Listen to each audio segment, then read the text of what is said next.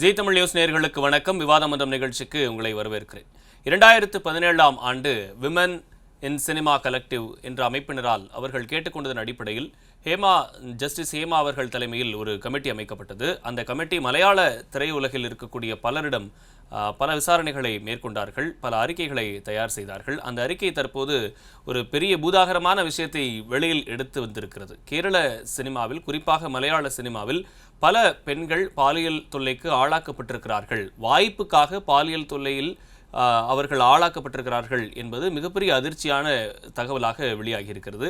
இது பல அதிர்வலைகளை ஏற்படுத்தியிருக்கிறது. இந்திய சினிமாவில் இது போன்ற சம்பவங்கள் எந்தெந்த மொழிகளில் நடைபெறுகிறது? குறிப்பாக தமிழ் மொழியிலும் தமிழ் சினிமாவிலும் இது போன்ற பிரச்சனைகள் இருக்கிறதா?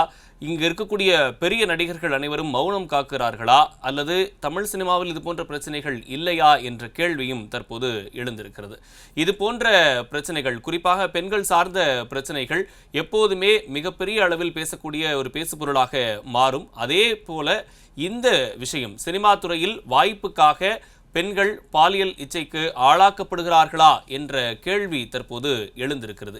இதில் என்ன மாதிரியான பின்விளைவுகள் ஏற்படுகின்றன? பெண்களை இந்த சமுதாயத்தில் ஒரு உயர்ந்தவர்களாக போற்ற வேண்டும் என்ற அடிப்படையில் அவர்கள் படித்து தன்னுடைய தனித்திறமைகளை வெளிக்காட்டுவதற்கான ஒரு தளமாக சினிமாவும் அமைகிறது. ஆனால் தன்னுடைய தனித்திறமைகளை வெளியில் கொண்டு வருவதற்கு சில அட்ஜஸ்ட்மெண்ட்டுகளை செய்ய வேண்டும் என்ற கட்டாயத்திற்கு பெண்கள் தள்ளப்படுகிறார்களா என்ற கேள்வி தற்போது எழுந்திருக்கிறது. இதனால் பல பெண்கள் பாதிக்கப்பட்டிருக்கலாம். நிறைய பேர் வாய்ப்புக்காக போராடுவார்கள், ஆனால் அனைவருக்குமே வாய்ப்பு என்பது கிடைக்கப் போவதில்லை. ஆனால் எத்தனை பேர் ஏமாந்திருக்கிறார்கள் என்பதுதான் நம் அனைவரும் முன்னால் இருக்கக்கூடிய ஒரு மிகப்பெரிய கேள்வி. தமிழ் திரையுலகம் இது போன்ற சிக்கல்களை எப்படி எதிர்கொள்ளப் போகிறது என்பது குறித்தும் இன்றைய விவாத மன்றத்தில் நாம் பேச இருக்கிறோம். இன்று நம்மோடு 4 சிறப்பு விருந்தினர்கள் இணைகிறார்கள். முதலாவதாக 3 பேர் நம்மோடு இணைந்திருக்கிறார்கள். அதில் இன்றைய விவாத மன்றத்தினுடைய தலைப்பு கேரளாவை உலுக்கிய ஹேமா கமிட்டி ரிப்போர்ட், தமிழ் திரையுலகில் வலுக்கும் சர்ச்சை, பெண்களின் பாதுகாப்புக்கு யார் பொறுப்பு என்ற தலைப்பில் தான் நம்மோடு 3 சிறப்பு விருந்தினர்கள் தற்போது இருக்கிறார்கள்.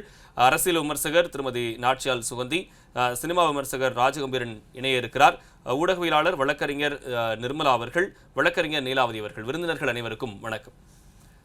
சுகந்தி மேம், இந்த மாதிரியான பிரச்சனைகள் எந்த துறையில் வந்தாலுமே ஏற்றுக்கொள்ள முடியாத ஒரு விஷயம்தான். சினிமா துறையில் இது நீண்ட காலமாக நடந்துகிட்டு இருக்கு அப்படின்னு சொல்லி இப்போ வெளியில் வந்திருக்கு. 2017 இந்த கமிட்டி அமைக்கிறாங்க. அவங்க ரிப்போர்ட் கொடுத்து சில ஆண்டுகள் ஆயிடுச்சு. இப்போ இந்த விஷயங்கள் வெளிவருவதற்கான காரணம் என்னவா இருக்கு? விஷயம் வெளிவருவதற்கான காரணம் அது அரசியல் காரணங்கள் இருக்கலாம். அப்படின்லாம் ஒரு மிகப்பெரிய பிரச்சனைக்கு பின்னாடி இருக்கின்ற அரசியலை ஆராய்வதை விட இந்த பிரச்சனை உண்மையிலுமே ஏன் நடந்துகிட்டு இருக்குது அப்படிங்கிறதுக்கான காரணங்கள் பேசப்பட வேண்டும். இனிமேல் இந்த மாதிரியான விஷயங்கள் நடக்காம இருக்கிறதுக்கு ஒட்டுமொத்த சமூகமாக நம்ம என்ன செய்ய போறோம் அப்படிங்கிறத பேசத்தான் இந்த நேரத்து தேவையா இருக்கு அப்படின்னு. ஏன்னா இந்த ரிப்போர்ட் 2017 ஒரு நடிகை கடத்தப்படுறாங்க. அதுக்கப்புறம் அது தொடர்புடைய ஒரு பெரிய நடிகர் சிறைக்கு செல்கிறார். அதுக்கப்புறம் தான் இது ஒரு பேசு பொருளா மாறுது. அப்பதான் சினிமால பெண்களுக்கு பாலியல் ரீதியாக எவ்வளவு தூரமான துன்புறுத்தல்கள் இருக்கு அப்படிங்கிறத எல்லாருமே பேச ஆரம்பிக்கிறாங்க. அதுக்கப்புறம் தான் இந்த கமிட்டி WCC கமிட்டி அமைக்கப்பட்ட அந்த கமிட்டி போய் கேட்குறாங்க. அது ஒரு NGO மாதிரி அவங்க போய் கேட்குறாங்க. அதுக்கப்புறம் தான் ஜஸ்டிஸ் ஹேமா மூலமா இப்படி ஒரு குழு போட்டு அந்த குழு வழியாக இந்த ரிப்போர்ட் ரீசெண்டாக சப்மிட் பண்ணி அது கிட்டத்தட்ட 4 வருஷமா கிடப்பில் இருந்துச்சு அப்படின்னு சொல்றாங்க. எனிஹவ் அது 4 வருஷம் இருந்தாலும் 3 வருஷம் இருந்தாலும் அட்லாஸ்ட் ஒன்ஸ் இது ரிலீஸ் ஆயிடுச்சு. அப்படிங்கும்போது அந்த கமிட்டியில நம்ம பேசிட்டு இருக்க விஷயங்கள் அப்படிங்கிறது இது வெறும் மலையாள இண்டஸ்ட்ரியில மட்டும் இந்த இஷ்யூ இருக்கிறது அப்படின்னு இது எடுத்துக்க முடியாது. ஏன்னா entire cinema industry all over the country இந்த ப்ராப்ளம் இருக்கத்தான் செய்யுது. அதுதான் உண்மை. இப்ப தமிழ்ல அதுக்காக இல்லைனோ இல்ல தெலுங்குலயோ இல்ல கன்னட இண்டஸ்ட்ரியிலயோ இல்ல பாலிவுட்லயோ எங்கேயுமே இந்த ப்ராப்ளம் இல்லை அப்படின்னு சொல்லிட்டு நம்ம மலையாள இண்டஸ்ட்ரியில மட்டும்தான் இருக்குது, மற்ற இடத்துல இல்லை அப்படிங்கிற மாதிரி நம்ம இதை கருதவே முடியாது. ஏன் அப்படின்னீங்கன்னா மற்ற இண்டஸ்ட்ரியை விட சினிமால இது வரும்போது தான், ஏன்னா இதே இண்டஸ்ட்ரி இதே மாதிரியான ஒரு பிரச்சனை ஒருவேளை ஒரு நூற்பாலையிலையோ இல்ல வேற ஒரு இண்டஸ்ட்ரியிலையோ நடக்குதுன்னு வச்சுக்கோங்களேன், ப்ரொடக்ஷன் யூனிட் சார்ந்த ஒரு இண்டஸ்ட்ரியில நடக்குதுன்னு வச்சுக்கோங்களேன், அதை பத்திரிகைகள் இவ்வளவு தூரம் பேசு பொருளா ஆக்கி இருக்காது, ஊடகங்கள் இது இவ்வளவு தூரம் பேசு பொருளா ஆக்கியிருக்காது. இன்னைக்கு என்ன அப்படின்னா நம்ம பிரச்சனையவே எப்படின்னா ஊடகங்கள்னா நான் ஜீ தமிழை மட்டும் சொல்லலை, எல்லாருமே நம்ம எப்படி ஒரு பிரச்சனையை அணுகுறோம் அப்படின்னா பாதிக்கப்பட்டவன் யாரு, who is oppressed and who is the oppressor. Oppress பண்ணினவன் யாரு, இது தாக்குதலுக்கு உள்ளானவன் யாரு அப்படிங்கிறத வச்சுதான் நம்ம இந்த விஷயத்த பேசு பொருளா ஆக்கிறதா வேண்டாமாங்கிறதே முடிவு பண்றோம். இப்ப செக்ஸுவல் அட்ராசிட்டி அண்ட் விமன் அப்படிங்கிறது இது ஒரு தினசரி பிரச்சனையா இந்தியா மாதிரியான ஒரு நாட்டுல இருக்குது. பட் மலையாள இண்டஸ்ட்ரியில இது நடந்துருச்சு அப்படின்னோட இன்னைக்கு எல்லாருமே அதை பத்தி பேசுறோம். பட் இது வந்து நம்ம வரவேற்கணும். அட்லீஸ்ட் அந்த அரசாங்கம் வந்து இதுக்காக ஒரு கமிட்டி போட்டு, ஒரு நடிகை பாதிக்கப்பட்டிருக்கிறார் அப்படிங்கும் போது அதற்காக ஒரு கமிட்டி போட்டு, ஜஸ்டிஸ் பேர்ல ஒரு கமிட்டி போட்டு அந்த கமிட்டியோட அறிக்கையை சமர்ப்பணம் பண்ணி அதுக்கப்புறம் அது வந்து இப்படி ஒரு பேசு பொருளாக்கி இருக்கிறதுக்காக மிக நிச்சயமா அந்த கேரளா சீஃப் மினிஸ்டர் பினராயிக்கு வந்து நம்ம உண்மையிலுமே ஒரு பெரிய பாராட்டை தெரிஞ்சு பெண்கள் சார்பா அதை தெரிவிச்சுதான் அப்படி ஆகணும் அப்படின்னு நினைக்கிறேன்.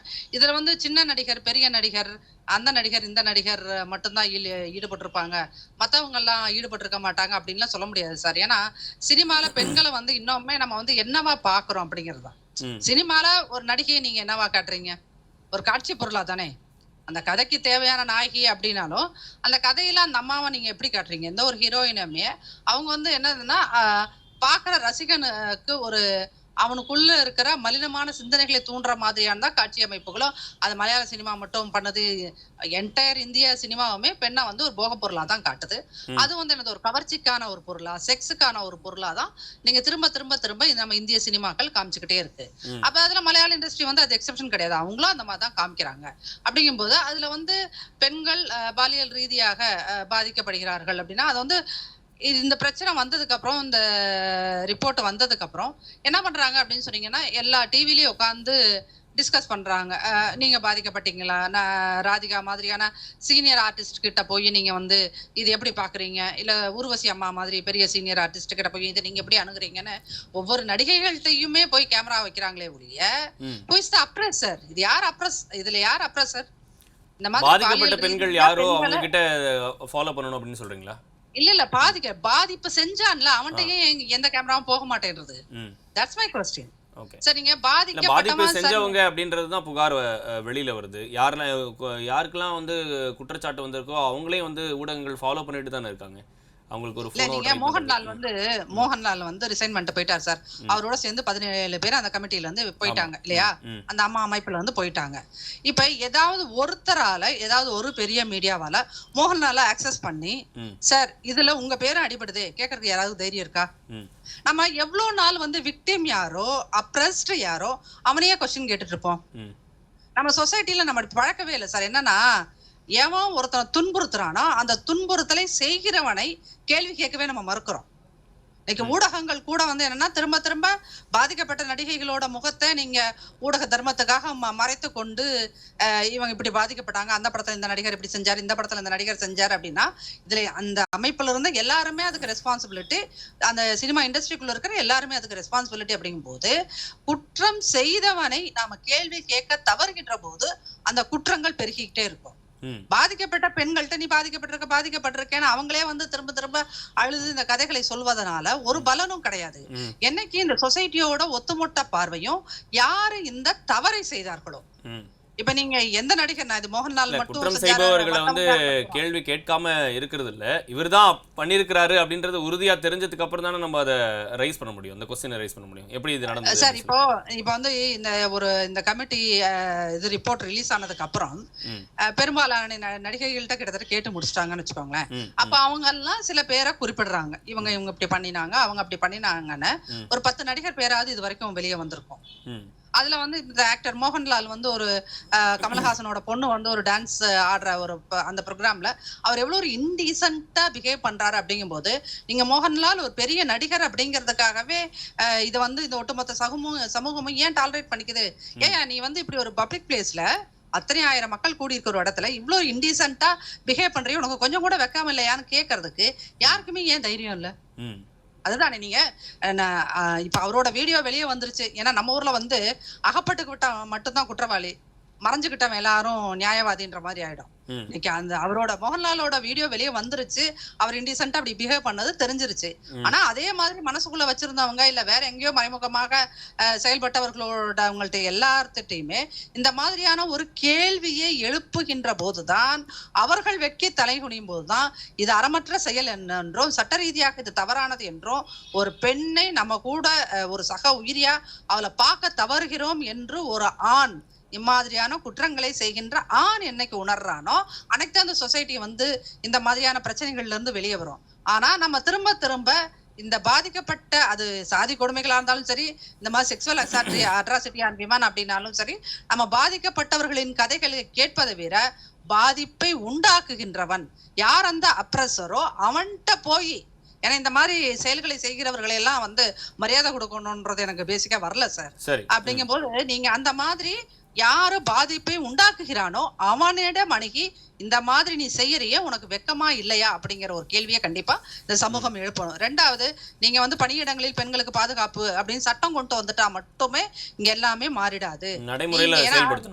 நடைமுறையில் நீங்க பாத்தீங்கன்னா தமிழ்நாட்டுல ஒரு போலீஸ் ஐபிஎஸ் ஆபீசர் இன்னொரு ஐபிஎஸ் பெண் ஆபீசரை வந்து செக்ஸுவலி அவரை வந்து அவங்கள வந்து மொலாஸ்ட் பண்றாரு, அது கேஸ் நடந்துகிட்டே இருக்குது, அவர் தப்பிச்சுக்கிட்டே இருக்கிறாரு. அப்படிங்கும் போது இங்க வந்து என்னன்னா, நீங்க வந்து இந்த குறிப்பா இந்திய ஆண் சமூகத்திடம் திரும்ப திரும்ப உரையாடுவது அப்படிங்கிறதும் சட்டத்தால் சில விஷயங்களை நீங்க ஸ்ட்ராங்கா பண்ணி ஆக வேண்டிய தேவையும் நிர்பந்தமும் இருக்குது. இன்னைக்கு ஹேமா கமிட்டி ரிப்போர்ட்ல யாராரு வந்து அது ஃபுல்லா அந்த அறிக்கை வெளிவந்துருச்சான்னு தெரியல, பட் அதுல யாராரு அப்ரஸர் அப்படின்றாங்களோ அவங்களுக்கு தண்டனை கிடைத்தால் மட்டும்தான், அவங்க அட்லீஸ்ட் ஒரு அவங்களோட பெயராவது வெளியே வந்தால்தான் அவங்க கொஞ்சமாவது வந்து வெட்கப்படுவாங்க, இன்னொரு முறை இப்படி ஒரு செயலை அவங்க செய்யாம இருப்பாங்க அப்படிங்கிறது தான் என்னுடைய பார்வை.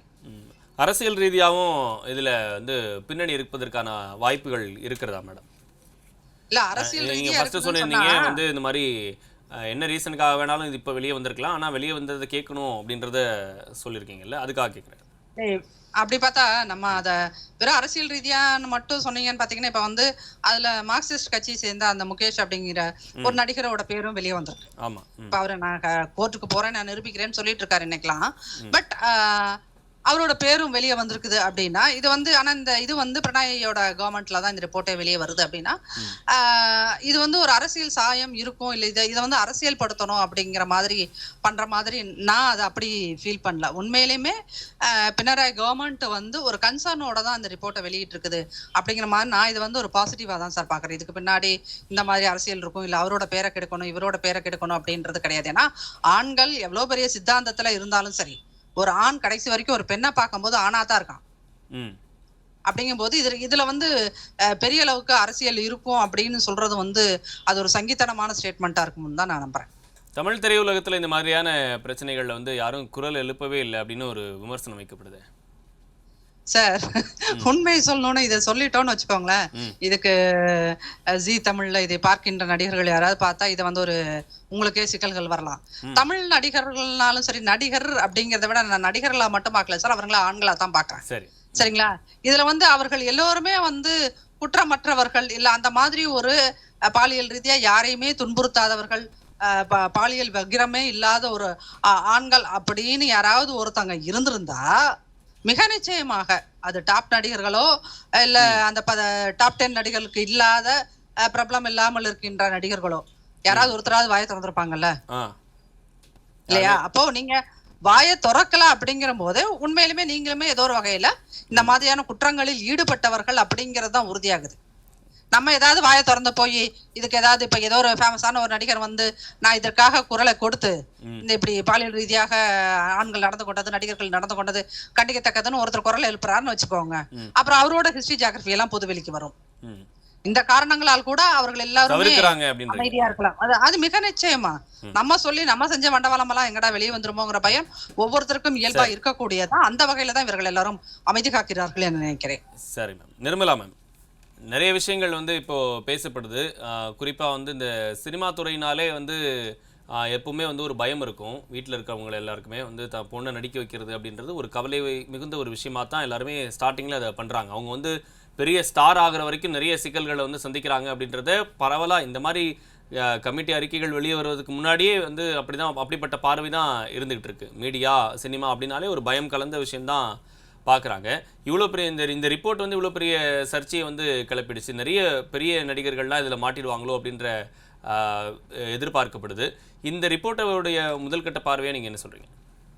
அதாவது இந்த ரிப்போர்ட் வந்து இதனோட துவக்க புள்ளி மேம் சொன்ன மாதிரி 2017 வச்சுக்கோங்களேன். ஒரு நடிகை வந்து பாலியல் துன்புறுத்தலுக்கு ஆளாக்கப்படுறாங்க. அது தொடர்ச்சியாக அவங்க வந்து ஒரு புகார் தெரிவிக்கிறாங்க. அதுல வந்து முக்கிய குற்றவாளியாக இவங்க நடிகர் திலீப் வந்து அதுல குற்றம் சாட்டப்படுறாரு. அதுல வந்து அவங்க அந்த புகார்ல ரொம்ப உறுதியா இருக்கிறாங்க. ஆனா அவருக்கு ஆதரவா, நடிகர் திலீப்புக்கு ஆதரவா அந்த கேரள திரைத்துறை வந்து அந்த அம்மாங்கிற அந்த திரை சங்கம் வந்து ரொம்ப உறுதியா நிக்கிறாங்க. அப்படி நிற்கும் போது புகார் தெரிவித்த அந்த நடிகைக்கு ஆதரவாகவும் நிறைய நடிகைகள் வர்றாங்க. உதாரணமா பாத்தீங்கன்னா பார்வதி, ரேவதி, அவங்க கீது மோகன்தாஸ், இவங்க எல்லாருமே அவங்க இதாகிறாங்க. ஆனா அம்மா வந்து அந்த நடிகர் திலீப்புக்கு எதிராக ஒரு ஸ்ட்ராங்கான ஆக்ஷன் எடுக்கல அப்படிங்கும் போதுதான் இவங்க எல்லாம் விலகுறாங்க. ஒரு 10 நடிகைகள் அதுல இருந்து விலகி, கேரள திரைத்துறையில அந்த சங்கத்துல இருந்து விலகி புதுசா ஒரு சங்கத்தை ஆரம்பிக்கிறாங்க. அதுதான் WCC, women in cinema collective அப்படின்னு ஒண்ணு ஆரம்பிக்கிறாங்க. அது வந்து ரொம்ப புதுசான ஒரு விஷயம், இந்தியாலே நம்ம கேள்விப்படாத ஒரு விஷயம். அதாவது இருக்கிற ஒரு சினிமா சங்கத்துல இருந்து வெளியாகி பெண்கள் உருவாக்கக்கூடிய ஒரு இது. அதோட மட்டும் அவங்க நிக்கல, அந்த நடிகைக்கு அவ்வளவு துணை நிக்கிறாங்க. இதனால அத்தனை பேருக்குமே வாய்ப்பு மறுக்கப்படுது, வாய்ப்புகள் வந்து குறையுது. இருந்தாலும் அவங்க இதுல ஸ்ட்ராங்கா நிக்கிறாங்க. அது மட்டும் இல்ல, அந்த WCCங்கிறது தான் வந்து கேரளா ஹைகோர்ட்ல போய் இல்ல கேரள திரைத்துறையில நடக்கக்கூடிய பாலியல் துன்புறுத்தல்களை விசாரிக்கிறதுக்கு ஒரு கமிட்டி அமைக்கணும் அப்படிங்கிற கோரிக்கையை வந்து முன்வைக்கிறாங்க. சோ அவங்க வச்சதுக்கு அப்புறம் தான் அதுக்கப்புறம் அரசு உருவாக்கப்பட்டதுதான் ஹேமா கமிட்டி. ஓய்வு பெற்ற நீதிபதி ஹேமா தலைமையிலையும், அப்புறம் ஒரு ரிட்டையர்ட் IAS ஆபீசர், அப்புறம் மூத்த நடிகை அவங்க தலைமையிலையும் உருவாக்கப்பட்டதுதான் அந்த கமிட்டி. அவங்க வந்து அதை விசாரிச்சு 2019 வந்து அவங்க அறிக்கையை வந்து சமர்ப்பிக்கிறாங்க. 2019 சமர்ப்பிக்கப்பட்ட அறிக்கை 5 வருஷமா வெளிவரவே இல்லை. ஏன்னா அப்படி ஒரு பொலிட்டிக்கல் பிரஷர் இருக்கு. நடிகர்கள், பிரபலமான நடிகர்கள் வந்து அது வெளியில வரக்கூடாதுங்கிறதுல அவ்வளவு குறியா இருக்கிறாங்க. ஏன்னா அது வெளியில வந்து அவங்களுக்கு பாதிப்பு உண்டாகும். இருந்தாலும் திருப்பியும் இவங்க கோர்ட்டுக்கு போறாங்க. அங்க இருக்கிற தகவல் உரிமை ஆணையம், அப்புறம் கேரளா ஹைகோர்ட் எல்லாம் தலையிட்டு அந்த அறிக்கை வந்து வெளியிடப்படுது. அதுவும் சும்மா வெளியிடப்படல. அதுல வந்து மொத்தம் 87 பக்கம் வந்து நீக்கப்பட்டிருக்கு. இப்ப நமக்கு கிடைச்சிருக்கிறது வந்து 87 பக்கங்கள் நீக்கப்பட்ட அறிக்கை. அதுக்கே வந்து இவ்வளவு அல்லோலகல்லோலப்படுது திரையுலகம். அப்போ அந்த 87 பக்கம் வந்திருந்தா அதனுடைய நிலைமை என்னவா இருக்கும் பாருங்க. ஏன்னா அப்படி ஒரு பொலிட்டிக்கல் இது, இல்லைன்னா அந்த பிரபலமா இருக்கக்கூடிய நடிகர்கள் வந்து அதை மறைக்கணுங்கிறதுல அவ்வளவு முசுவா இருக்கிறாங்க. அப்படி வெளியிடப்பட்டதுதான் இந்த அறிக்கை. அதுல வந்து இந்த அறிக்கை வெளியிடப்பட்டது வந்து அந்த நடிகர்களுடைய வெற்றி அப்படின்னு தான் பாக்குறேன். இப்ப சமீபமா அந்த அறிக்கை வெளியானதுக்கு அப்புறம் எல்லா ஊடகங்களையுமே எப்படி ஒரு துணி இருக்குன்னா, கேரள திரைத்துறையில மட்டுமே வந்து பாலியல் துன்புறுத்தல்கள் இருக்கு, மத்த திரைத்துறையில வெளியில்ல, இங்கதான் ரொம்ப மோசம்ன்றாங்க. நான் அதை எப்படி பாக்குறேன்னா, அவங்கதான் தைரியமா வெளிக்கொண்டு வந்தாங்கன்னு நினைக்கிறேன். அந்த பெண்கள் வந்து ஒன்றிணைஞ்சு புகார் தெரிவிச்ச நடிகைக்கு பின்னாடி தைரியமா நின்னு அதை வெளிக்கொண்டு வர்றதுக்கு இது பண்ணாங்க. சொல்ல போனா இது வந்து ஒரு இந்திய அளவுல இது ஒரு முன்னோடி இதுவா தான் நம்ம பார்க்கணும்னு நினைக்கிறேன். இவங்க வந்து முன்னோடியா நின்னு அதை வெளிக்கொண்டு வந்திருக்காங்க. கண்டிப்பா நிர்மலா, அவங்களுடைய கருத்துக்களை சொல்லிட்டு இருந்தீங்க. இப்போ இதுல வந்து தமிழ் திரை உலகத்துல வந்து இன்னும் அந்த முன்னெடுப்பு எடுக்கல அப்படின்றது உங்களுடைய பார்வையா இருக்கு. ஏன்னா கேரளாவில் இருக்கிறவங்க ரொம்ப தைரியமா அதை பண்ணியிருக்காங்க அப்படின்னு சொல்றீங்க. இங்க இன்னும் யாரும் அதுக்கான குரலை கொடுக்கல அப்படின்னு சொல்றீங்களா? ஆமா, ஏன்னா அது 2019 அந்த அறிக்கை சமர்ப்பிக்கப்பட்டாலும் அது பல தடைகளை தாண்டி 2024 வெளியிடப்பட்டது. பட் வெளியிடப்பட்டாலும் 87 பக்கங்கள் நீக்கப்பட்டு வெளியிடப்பட்டிருக்கு. இது வந்து அவங்களுக்கு கிடைச்ச வெற்றி. இதை தொடர்ச்சியா வந்து அனைத்து மத்த திரையுலகத்திலையும் இதை வந்து ஒரு முன்னோடியா எடுத்து ஒரு விசாரணை அமைப்பு, அந்த மாதிரி ஒரு அமைப்பை நிறுவனதன் மூலம் தான் உள்ள என்ன நடக்குதுங்கிறத வந்து வெளிக்கொண்டு வர முடியும். ஏன்னா இப்ப கேரளாலேயே பாத்தீங்கன்னா அந்த அறிக்கை வெளியானதுக்கு அப்புறம் நிறைய நடிகர்கள் வந்து இப்ப தாமா முன் வந்து புகார் தெரிவிக்கிறாங்க. அப்படிதான் பாத்தீங்கன்னா இயக்குனர் ரஞ்சித் ஆகட்டும், ஜெயசூர்யாவாகட்டும், ஒரு முகேஷ் ஆகட்டும், எல்லாருமே இப்ப கேஸ் பதியப்பட்டிருக்கு அவங்க மேல எல்லாம். அதுவும் இப்ப அவர் முகேஷ் வந்து அவங்க முன்னாள் மனைவி சரிதா வந்து இப்போ ஓப்பனா பேட்டி கொடுக்குறாங்க. அவர் வந்து அந்த திருமண வாழ்க்கையிலேயே வந்து நான் பிரெக்னெண்டா இருக்கும் போதே என்னை எட்டி உதைச்சாரு, ஆனா அவங்க அப்பா வந்து என்கிட்ட வந்து சத்தியம் வாங்கிட்டாரு, என்னால அந்த டைம்ல அதை சொல்ல முடியல, இப்ப அவங்க அப்பா இறந்ததுனால நான் இதை சொல்றேன் அப்படின்னு சொல்லிட்டு, அதாவது இது என்னன்னா பெரிய கதவுகளை திறந்திருக்கு. அதாவது எல்லாத்துக்கும் அந்த தைரியம் வருது, எல்லாரும் முன் வந்து சொல்றாங்க. ஒருவேளை தமிழ் சினிமாவில் வந்து இந்த மாதிரியான ஒரு கமிட்டி அமைக்கப்பட்டு அதுல அறிக்கை வெளியிடப்பட்டால் இன்னும் நிறைய தகவல்கள் வெளியே வரும் அப்படின்னு சொல்றீங்களா? ஆமா, கண்டிப்பா. ஏன்னா அதாவது இந்த துறைனே இல்லைங்க, சினிமா துறைனே இல்லை, எல்லா துறையிலுமே பாலியல் தொந்தரவுகள், பாலியல் துன்புறுத்தல்கள் இருந்துட்டே தான் இருக்கு. ஆனா அதை வந்து தைரியமா வெளியில சொல்றது இல்ல.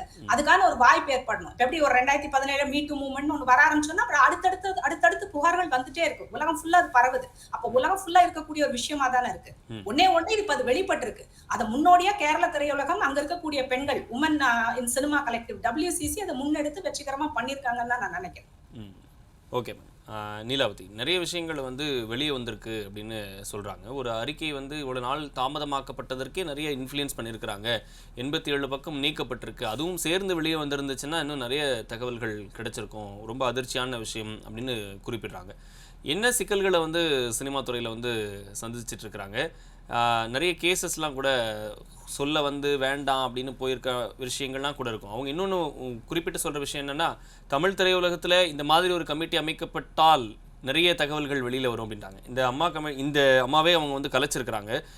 ஏன் அதை மாதிரி பண்ணணும், எதிர்த்து நின்று அவங்க வந்து பதில் சொல்ல வேண்டியதானே அப்படின்ற விஷயமும் சொல்லப்படுது. இப்போ அந்த மலையாள திரையுலகமே வந்து அதிர்ந்து போயிருக்கு அப்படின்னு தான் சொல்லணும். இந்த கமிட்டி பற்றின பார்வை என்ன? ஹேமா கமிட்டி 2017 ஒரு நடிகையோட உந்துதல் காரணமாக அடுத்ததாக அவங்க சொன்ன மாதிரி இந்த WCCலாம் அது பண்ணி அதுக்கப்புறமேட்டி ஓய்வு பெற்ற உயர்நீதிமன்ற நீதிபதி தலைமையில் கொண்டு வராங்க. ஸோ இதோட மெயினான ஆப்ஜெக்ட் என்னென்னு பார்த்தீங்கன்னா, பொதுவாகவே சினிமா இண்டஸ்ட்ரியா அட்ஜஸ்ட்மெண்ட் இந்த வேர்டை இல்லாமல் சினிமா இண்டஸ்ட்ரியை பார்க்கவே முடியாத ஒரு இதில் தான் இருக்குது. ஸோ அப்படிப்பட்ட சூழ்நிலையில் ஒரு பொண்ணு நடிக்க போகிறாளா, ஒரு பொண்ணு வந்துட்டு சினிமா இண்டஸ்ட்ரியில் ஆசைப்படுறாளா அப்படின்னா ஓகே, அப்போ உங்ககிட்ட வந்து நீ அட்ஜஸ்ட்மெண்ட் பண்ணி தான் போனியா அப்படிங்கிற அந்த ஒரு கேள்வி இன்னைக்கு வெளிப்படையாகவே கேட்கப்பட்டுட்டு வருது. ஸோ இந்த சூழ்நிலையில் அப்போ ஒரு ஆக்டர்னா யார் வேணால் கை வச்சிடலாமா, ஒரு ஆக்டர்னா அதுக்காக தான் இருக்கிறாங்களா? அதாவது அந்த கமிட்டியில் முதல் வார்த்தைகளே போட்டிருந்தாங்க. அதாவது வானத்தில் நம்ம பார்த்துட்டு இருக்கோம், நிலாவாக இருக்கட்டும் ரொம்ப அழகாக இருக்கும்னு இவ்வளோ நாளாக நினச்சிட்டு இருந்தோம். மின்னுகின்ற நட்சத்திரங்கள் கூட ஜொலிக்குதுன்னு நினச்சிட்டு இருந்தோம். ஆனால் அதை கூட சயின்டிஃபிக்காக ப்ரூவ் பண்ணும்போது அது எதுவுமே அது மாதிரி இல்லைங்கிற மாதிரி இங்கே பல உப்புகள் கூட சர்க்கரை மாதிரி தான் தோற்றம் அளிக்கும், இதை நீங்கள் நம்பக்கூடாது அப்படிங்கிற மாதிரி தான் அந்த கமிட்டியோடைய அந்த 290 பக்கங்கள் மட்டும்தான். அவங்க சொன்ன மாதிரி 87 பக்கங்களை நீக்கம் பண்ணிட்டாங்க. வெறும் 290 பக்கங்கள் மட்டும் தான் இப்போ வெளியில் விட்டுருக்காங்க. ஸோ அதில் முதல் வார்த்தைகள்லேயே வந்து பார்த்தீங்கன்னா இப்படி தான் அலங்கரிச்சிருக்காங்க. இதே மாதிரி தான் சினிமா ஸ்டார்ஸ்லாம் வந்து பார்க்கறதுக்கு தான் ஜொலிக்கிறாங்க. உள்ள அவங்களுக்குள்ள வந்து பார்த்தீங்கன்னா நிறைய வகையான பிரச்சனைகள் இருக்குது, பாலியல் ரீதியான துன்புறுத்தல்கள் இருக்குது அப்படிங்கிறது தான் அந்த கமிட்டியோட டிராஃப்டில் அப்படியே கொண்டு வந்துட்டு இருக்காங்க.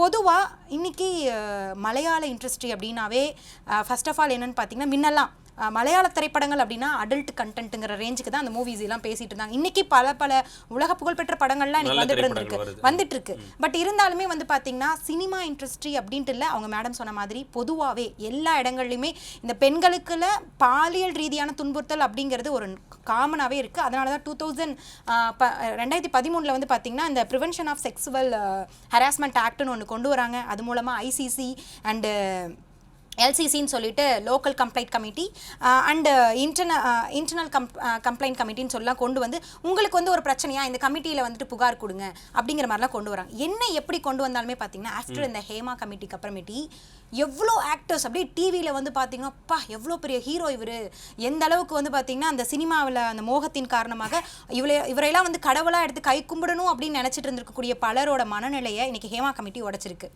ஆனாலுமே பார்த்தீங்கன்னா இதன் பின்னணியில் இருக்கக்கூடிய அரசியல் காரணங்கள் காரணமாகவும் அந்த ஆக்டர்ஸ்க்கு இருக்கக்கூடிய அந்த இன்ஃப்ளூயன்ஸ் காரணமாகவும் வந்து பார்த்தீங்கன்னா முழுமையாக இன்னுமே திரையிடப்பட்டிருக்கக்கூடிய ஒரு இடத்துல தான் அந்த கமிட்டியில் இருக்கக்கூடிய பல பேரோட பெயரம் அப்படியே வச்சிருக்காங்க. இதில் அடுத்ததான் என்ன பண்ணனா, சரி இவ்வளோ தூரம் வந்துட்டாங்க, இவ்வளோ ஆக்டர்ஸ் பேர் வந்துட்டு இவங்க மேலே என்ன கம்ப்ளைண்ட் எடுத்தீங்கன்னு மேம் கேட்ட மாதிரியே நம்மளால் அடுத்தது கேட்க முடியும். ஏன் இவங்க மேலே ஒரு கம்ப்ளைண்ட் எடுக்க முடியல? இவ்வளோ தூரம் கிட்டத்தட்ட 2014 ஆரம்பிச்சு 19 அதை சமர்ப்பிச்சு இப்போ 2024 சிறிது நாட்களுக்கு முன்னாடி தான் அந்த இதை நம்ம மக்கள் பார்வைக்காக வெளியில் கொண்டு வராங்க. அப்போ இவ்வளோ லாங் டேஸ் அவங்க எடுத்திருக்காங்க. நடுவில் கூட நிறைய விஷயங்கள் நடந்திருக்கலாம்ல, இந்த பீரியடுக்குள்ள நிறைய பேர் பாதிக்கப்பட்டிருக்கலாம். எஸ், பாதிக்கப்பட்டிருக்கலாம். அதை பற்றி ரிப்போர்ட்டில் ஆட் பண்ணியிருக்கலாம், இல்லை ஆட் பண்ணாமல் விட்டுருக்கலாம். இல்லை சில பேர் வந்துட்டு நீ சொன்னா இதுக்கு பின்னாடி பல மிரட்டல்கள் வந்திருக்கு. அந்த மிரட்டல்களெல்லாம் தாண்டி தான் இன்னைக்கு நிறைய பெண்களை வந்து சொல்லியிருக்காங்க. பட் எது எப்படி இருந்தாலுமே சினிமா இண்டஸ்ட்ரியில் நான் அட்ஜஸ்ட்மெண்ட் பண்ணி நான் உள்ளே போகிறேன் அப்படிங்கிறத பெருமையாக நினச்சிருக்கக்கூடிய பெண்கள் மத்தியில் உண்மையாலுமே திறமையின் அடிப்படையில் நான் ஜொலிக்கணும்னு நினச்சிட்டு இருக்கக்கூடிய பல பெண்களுக்கு வந்து பார்த்திங்கன்னா இது பெரிய சவாலாக தான் இருக்குது. இந்த கமிட்டியை பற்றி ரிசர்ச்லாம் பண்ணும்போது தான் தெரியுது, இந்த கமிட்டியில் வந்துட்டு நிறைய விஷயங்களை சொல்கிறாங்க. என்னென்னா பெண்களுக்கு வந்துட்டு அதாவது சில குறிப்பிட்ட அட்ஜஸ்ட்மெண்ட் பண்ணுற பெண்களுக்கு கொடுக்கக்கூடிய சேலரிகளாக இருக்கட்டும், இல்லை ஒரு ஆணுக்கும் பெண்ணுக்கும் கொடுக்கக்கூடிய சேலரி ஜென்ரல் ஈக்குவாலிட்டி அப்படிங்கிற ஒரு ரீதியில் 2 பேத்துக்கும் சமமான சேலரியே கிடையாது. மேக்கப் ஆர்டிஸ்ட்ல இது பண்ணி பின்னாடி டான்ஸ் ஆடுறவங்களா இருக்கட்டும், அங்கே இருக்கக்கூடிய ஒட்டுமொத்தவங்களையுமே வந்து பார்த்தீங்கன்னா அட்ஜஸ்ட்மெண்ட் பண்ணி போகிறவங்களுக்கான ஒரு பெனிஃபிட்ஸ் ஒரு மாதிரி இருக்குது, பண்ணாதவங்களுக்கு ஒரு மாதிரி இருக்குது. பணம் தான் ஐ மீன் பணங்கிறத விட என்னோடைய ஆசைக்கு நீ ஓகே பண்ணினா உனக்கு இந்த மாதிரி எல்லா வசதிகளும் கிடைக்குங்கிற மாதிரி எல்லாமே கிடைக்கும். பட் என்னன்னா இதெல்லாம் இல்ல, இதெல்லாம் முடியாது அப்படின்னு சொல்லி இதுல வெளியில வந்தவங்களும் நிறைய பேர் இருக்காங்க. அதுக்கு சரியான சேலரி கொடுக்கல அப்படிங்கறது அந்த கமிட்டியில மென்ஷன் பண்ணிருக்காங்க. ஈவன் டாய்லெட் ஃபெசிலிட்டிஸ் கூட அதை பேஸ் பண்ணி தான் வந்திருக்குங்கிறது அந்த கமிட்டியில் அவ்வளோ இதாக சொல்லியிருக்காங்க.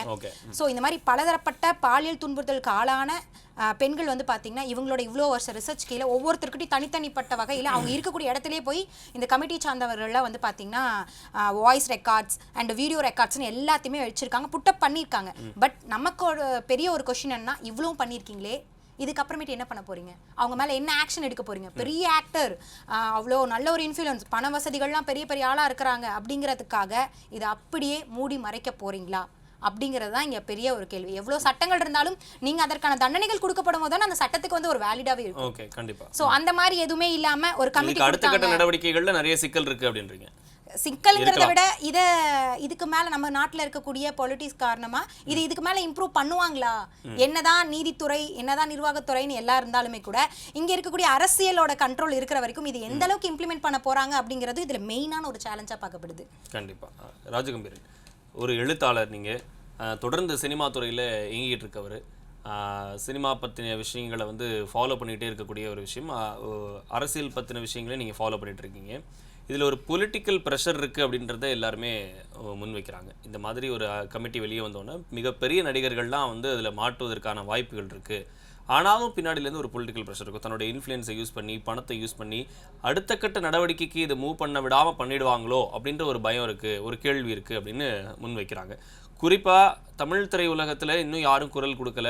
இது மாதிரியான விஷயங்களுக்கு குரல் கொடுத்து முன்னாடி எடுத்துகிட்டு போகும்போது முக்கிய நடிகர்கள்லாம் மாட்டக்கூடிய அளவில் வாய்ப்புகள் இருக்குது, அவங்க நிறைய பேர் கம்ப்ளைண்ட் பண்ணிடுவாங்க அப்படின்றதையும் முன்வைக்கிறாங்க. இந்த மாதிரியான அட்ஜஸ்ட்மெண்ட் அப்படின்ற வார்த்தையை வந்து இன்னைக்கு ஓப்பனாக உடைச்சு வெளியில் வந்து இந்த விஷயம் வந்து முழுமையாக வெளியே வந்துருச்சு. இதுக்கான அடுத்த கட்ட நடவடிக்கைகள் எப்படி இருக்கும்? இங்கே தமிழ் திரை உலகத்தில் இந்த மாதிரியான விஷயங்கள்லாம் எப்படி இருக்குது?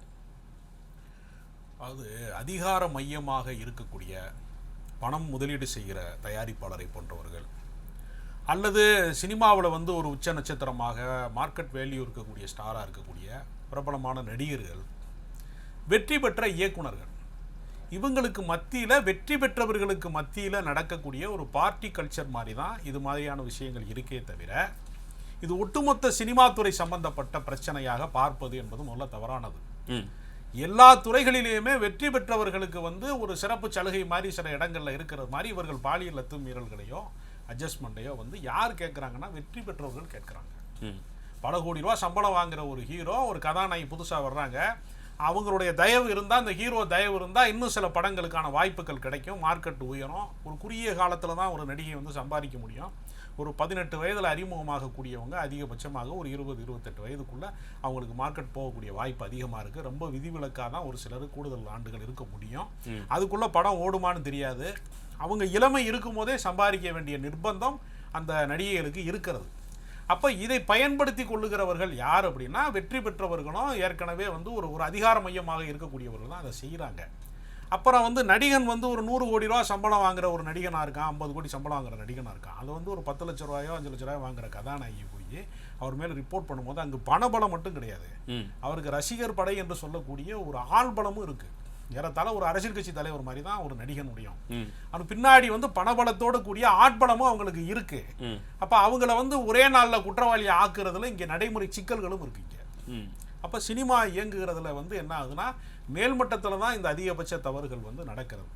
ரொம்ப வந்து சாமானியமான தொழிலாளர்களோ அது வந்து நிறைய அதுதான் இங்க பெரிய பிரச்சனை. இவ்வளவு பெரிய நடிகர்களா இருக்கும்போது அந்த வாய்ப்புகளை வந்து வாய்ப்பு கொடுக்கறதுக்காக பண்றது வந்து தவறா இருக்கு அப்படின்னு நம்ம வந்து அதை தவறா வந்து நியாயப்படுத்தல. இங்க இருக்கக்கூடிய சிக்கல் என்ன, யதார்த்தம் வந்து களம் என்னவா இருக்கு அப்படிங்கறதுக்காக தான் அதை சொல்லிட்டாங்க. மேல்மட்டத்தில் இருக்கவங்களாலதான் இந்த பிரச்சனை. அவங்களுடைய தவறை வந்து ஒட்டுமொத்த சினிமா துறை சார்ந்த தவறாக பார்க்கிறோம். எல்லா துறைகளிலும் நடக்கக்கூடிய தவறுகளினுடைய அதே பெர்சன்டேஜ் தான் இங்க இருக்கு. இது கொஞ்சம் கூடுதலாக இருக்கிறதுக்கு காரணம் ஊடக வெளிச்சம் ஒரு காரணம், அதான் மிக முக்கியமான ஒரு காரணம். இப்போ இந்த தவறுகளை களைவதில் என்ன சிக்கல் இருக்குன்னா, கடந்த காலத்தில் நடந்த தவறுகளை அவங்க மார்க்கெட் அவுட் ஆனதுக்கு பின்னாடியோ ரொம்ப நாள் கழிச்சோ தான் பல பேர் சொல்லியிருக்கிறாங்க. மீட்டூவில் நடந்த பிரச்சனைகள்லேயே அதை சட்டப்பூர்வமாக தண்டிக்க முடியாததுக்கான சிக்கல் எங்கே ஏற்பட்டுச்சுன்னா, 15 வருஷத்துக்கு முன்னாடி இப்படி ஒரு பிரச்சனையில் நான் வந்து மாட்டிக்கிட்டேன் அப்படின்னு சொல்லும் போது அதை சட்டப்பூர்வமாக அவங்களை கொண்டே நீதியின் முன்னால் நிறுத்துவதற்கு சாட்சியம் தேவைப்படுகிறது. எல்லாமே கடந்த காலத்தின் தவறுகளாக இருக்கிறது. நிகழ்கால பிரச்சனைகளில் வந்து இந்த மாதிரி ரிப்போர்ட் பண்ணுறவங்களுக்கான அவங்கள பாதுகாப்பதிலிருந்து, அவங்களுடைய ரகசிய வாக்குமூலமாக வைத்திருப்பதில் இருந்து, எவ்வளவு உச்சபட்ச நடிகர்களாக இருந்தாலும் அவர்களை வந்து சட்டத்தின் முன்னால் நிறுத்தி தண்டிப்பது, எவ்வளவு பிரபலமாக இருந்தாலும் அவர்களுக்கான விசாரணை நடத்துவது அப்படிங்கிற இடம் வந்து பிராக்டிக்கலாக இல்லை. இது வந்து அடுத்த கட்டத்துக்கு நகருமான்னு கேட்டால் எனக்கு தெரிஞ்சு நகர்றதுக்கான சாத்தியம் ரொம்ப குறைவாக தான் இருக்குது. ஏன்னா அவங்கெல்லாம் பிரபலமானவங்க, அவங்களுக்கு பின்னாடி ஒரு பெரிய ஃபேன்ஸ் இருக்காங்க, அதுக்கு பின்னாடி ஆதரவாளர்கள் இருக்காங்க. அது அரசியலை பாதிக்குங்கிறதுனால வந்து நடவடிக்கை எடுக்கிறவங்களுமே கூட எடுப்பாங்களான்னு நமக்கு தெரியல. இப்படி ஒரு சிக்கல் இருக்கிறது. இது எல்லா துறைகளிலும் இருக்கிறது. இதை பாதுகாப்பதற்கு உடனடி நடவடிக்கை எடுப்பதற்கான சாத்தியங்கள் எப்படி வந்து இந்த போக்சா வழக்கு மாதிரியான பல வழக்குகளில் என்ன மாதிரி விரைந்து நடவடிக்கை எடுக்கிறாங்களோ அது மாதிரி இமிடியேட்டாக வந்து ஒரு பிரச்சனை நடக்குது அப்படின்னா உடனடியாக அவங்களுக்கு தகவல் தெரிவிப்பதற்கான ஒரு டோல் ஃப்ரீ நம்பர் மாதிரியோ அல்லது ஏதோ ஒன்று வந்து பக்கத்தில் இருக்கக்கூடிய காவல் நிலையத்திலிருந்து அவங்களை உடனடி நடவடிக்கை எடுப்பதற்கான ஒரு சூழல், ஒரு சமூக செயல்பாட்டாளர், ஒரு சட்டப்பூர்வமாக சட்டம் தெரிந்திருக்கக்கூடிய ஒரு நீதியரசர் மாதிரியா இருக்கிறவங்க, அந்த மாதிரியான ஒரு குழு வந்து தொடர்ச்சியாக இயங்கணும். தீயணைப்பு துறை வந்து என்னைக்கோ ஒரு நாள் தீப்பிடிக்குங்கிறக்காக எல்லா டைமும் தீயணைப்பு துறை இருப்பது மாதிரி பெண்கள் பாதுகாப்பு குறித்து இதற்குன்னு ஒரு தனியான ஒரு சூழலை வந்து அமைக்கணும். ஆனா அது அவ்வளோ ஈஸியா இருக்க போறது இல்லைன்னு எனக்கு தோணுது. ஏன்னா இப்போ வந்து பெண்கள் இருக்கிறாங்க, ஒரு வாய்ப்பு கேட்டு ஒரு இடத்துக்கு போறாங்க, ஒரு தனி இடத்துல அந்த விஷயம் நடக்குது. அப்போ வந்து மென்டலாக வந்து ப்ரெஷர் பண்ணுறதாகட்டும், வாட்ஸ்அப்பில் வந்து தொடர்ந்து ஃபாலோ பண்ணுறதாகட்டும், இல்லைம்மா இது இப்படி இருந்தாதாம்மா இது நடக்கும் அப்படின்னு சொல்லும் போது ஒரு 2ஆம் கட்ட 3ஆம் கட்ட இடைத்தரகர்கள் மூலமாக தான் இந்த மாதிரியான பிரச்சனைகள் நடக்கும். நேரடியாக இந்த நடிகரை வந்து அவங்க யாரும் ஒரு உச்ச நடிகர் யாரும் ஃபோன் பண்ணி அவங்களை கூப்பிடுறதில்ல. அவங்க இன்கேஸ் அப்படி ஏதாவது இருந்துச்சு அப்படின்னு சொன்னால் கூப்பிடும் போதே வந்து கம்ப்ளைண்ட் பண்ணணும் அப்படின்னா இடைத்தரகர்கள் தான் அந்த இடத்துல சிக்குவாங்க. அதையும் தாண்டி அவங்க அந்த பெண்ணுக்கு அந்த நேரத்தில் அந்த மனநிலை அதை ஒத்துக்குமா, உடனே இதை கம்ப்ளைண்ட்டாக பண்ணிடணும், இல்லை எனக்கு என்னோட சினிமா கனவு தான் முக்கியம் அப்படின்றதுல வந்து அந்த பெண்கள் அந்த இடத்துல தடுமாறிட மாட்டாங்களா? இல்லை, நிச்சயமாக. அதாவது இதை பயன்படுத்தி கொடுக்குற பெண்களும் இருக்கிறாங்க. தவறு என்பது 2 பக்கமாக தான் இருக்கிறது. பாதிக்கப்பட்டவர்கள் பெண்களாக இருக்கிறனால நம்ம பெண்கள் குறித்து பேசுகிறோம். அதே சமயத்தில் வந்து அதற்கு உடன்படக்கூடியவர்களும் அதை வைத்துக்கொண்டு மார்க்கெட்டில் பெரிய அளவில் முன்னுக்கு வந்தவங்களும் பெரிய நிறுவனங்கள் சார்ந்த விஷயங்களில் சக்ஸஸாக தன்னை மாற்றிக்கிட்டவங்களும் இருக்கிறாங்க. அவங்களையும் சேர்த்து தான் அதை சிந்திக்க வேண்டி இருக்குது.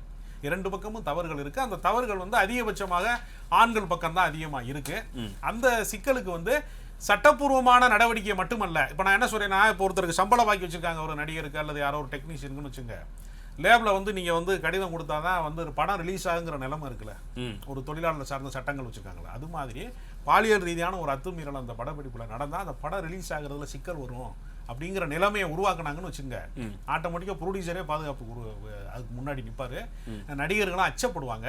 இப்போ என்ன ஒரே ஒரு நடந்திருக்குன்னா, இந்த மீட்டுவோ ஹேமா கமிட்டி மூலமாக என்ன நடந்திருக்குன்னா, ஒருவேளை நாமும் நாளைக்கு பிடிபடுவோமோ, ஏதாவது புகழ்மிக்க நடிகனாக இருக்கிறவன், ஏன்னா அவனுக்கு பணம் மட்டுமே சொத்து கிடையாது, புகழ் வந்து ஒரு மற்றவர்களுக்கு கிடைக்காத ஒரு புகழ் இருக்குது.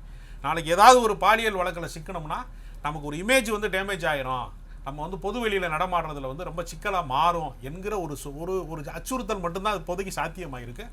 சட்டப்பூர்வமாகவோ நடவடிக்கை சார்ந்தோ அடுத்த கட்டம் எப்படி நகருதுங்கிறத நம்ம பொறுத்திருந்தான் பார்க்க வேண்டிய சூழல் இருக்குது. கண்டிப்பாக 2வது சுற்றில் முக்கியமாக நம்ம பேச போகிற விஷயம் வந்து தமிழ் திரையுலகத்தில் என்ன மாதிரியான சிக்கல்கள் இருக்குது, இங்கே இருக்கக்கூடிய நடிகர்கள் ஏன் இது சம்மந்தமாக ஒரு குரலை உயர்த்தி இது இங்கே அந்த மாதிரியான விஷயங்கள் கிடையாது, அப்படி இருந்துச்சுன்னா உடனடி நடவடிக்கை எடுக்கப்படும் அப்படின்னு உச்ச நடிகர்கள் ஏன் சொல்கிறதில்ல அப்படின்றத நோக்கி நகருது. நாச்சியால் சுகந்தி மேம், சினிமாவிலிருந்து அரசியலுக்கு வந்து இங்கே இருக்கக்கூடிய மக்களுக்கு வந்து நான் நல்லது செய்ய போகிறேன் அப்படின்னு திரைத்துறையிலிருந்து அரசியல் துறைக்கு நகரக்கூடிய உச்சகட்ட நடிகர்கள், ஏற்கனவே திரைத்துறையிலிருந்து அரசியலுக்கு வந்த நடிகர்கள், இவங்கெல்லாம் வந்து சமுதாயத்துக்காக நாங்கள் வந்து உழைச்சிக்கிட்டு இருக்கிறோம் அப்படின்னு சொல்லக்கூடிய நடிகர்கள் இருக்கக்கூடிய தமிழ் இண்டஸ்ட்ரியில் இந்த கேரளாவிலேருந்து மலையாள சினிமாவில் இந்த மாதிரி ஒரு பிரச்சனை வந்துருச்சு, இன்றைக்கி மொத்த ஊடகங்களும் அதன் பின்னாடி இருக்குது, போகிற இடத்துலலாம் வந்து தமிழ் நடிகர்களை பார்த்து கேள்வி எழுப்புகிறாங்க அப்படின்னு சொல்லும்போது பெரிய கலெக்ஷன் மன்னனாக இருக்கக்கூடியவர்கள், மூத்த நடிகர்களாக இருக்கக்கூடியவர்கள், திரைத்துறையில் நீண்ட காலமாக அனுபவம் பெற்ற இயக்குநர்கள், ப்ரொடியூசர் யாருமே இது சம்பந்தமான விஷயங்களை வந்து வாய் திறக்காமல் இருப்பதற்கு என்ன காரணம்? இல்ல, ஹேமா கமிட்டிக்காக நீங்க இவ்வளவு தூரம் பேசுறீங்க. இங்க சின்மயின்னு ஒரு பாடகி இந்த மீட்டு விஷயத்துல கவிஞர் வைரமுத்து மேல ஒரு பெரிய குற்றச்சாட்டை வச்சாங்க. ஆமா. இன்னைக்கு நீங்க வைரமுத்து வந்து இன்னமும் திமுக மேடைகள்ல அவரை வச்சு நீங்க கவிதை வாசிச்சுட்டு தானே சார் இருக்கீங்க, இல்லையா? அப்போ நீங்க என்ன அப்படின்னீங்கன்னா, ஒரு ஆண் அப்படிங்கிறவர் அவர் புகழ் வச்சிருக்காரு, பணம் வச்சிருக்காரு அப்படிங்கிறதுக்காகவே அவர் எவ்வளவு பெரிய அயோக்கியத்தனங்களை செய்தாலும் அவர்களுக்கு மேடை போட்டு கொடுப்பதற்கு ஒரு அரசியல் கட்சி அசிங்கப்பட வேண்டுமா இல்லையா?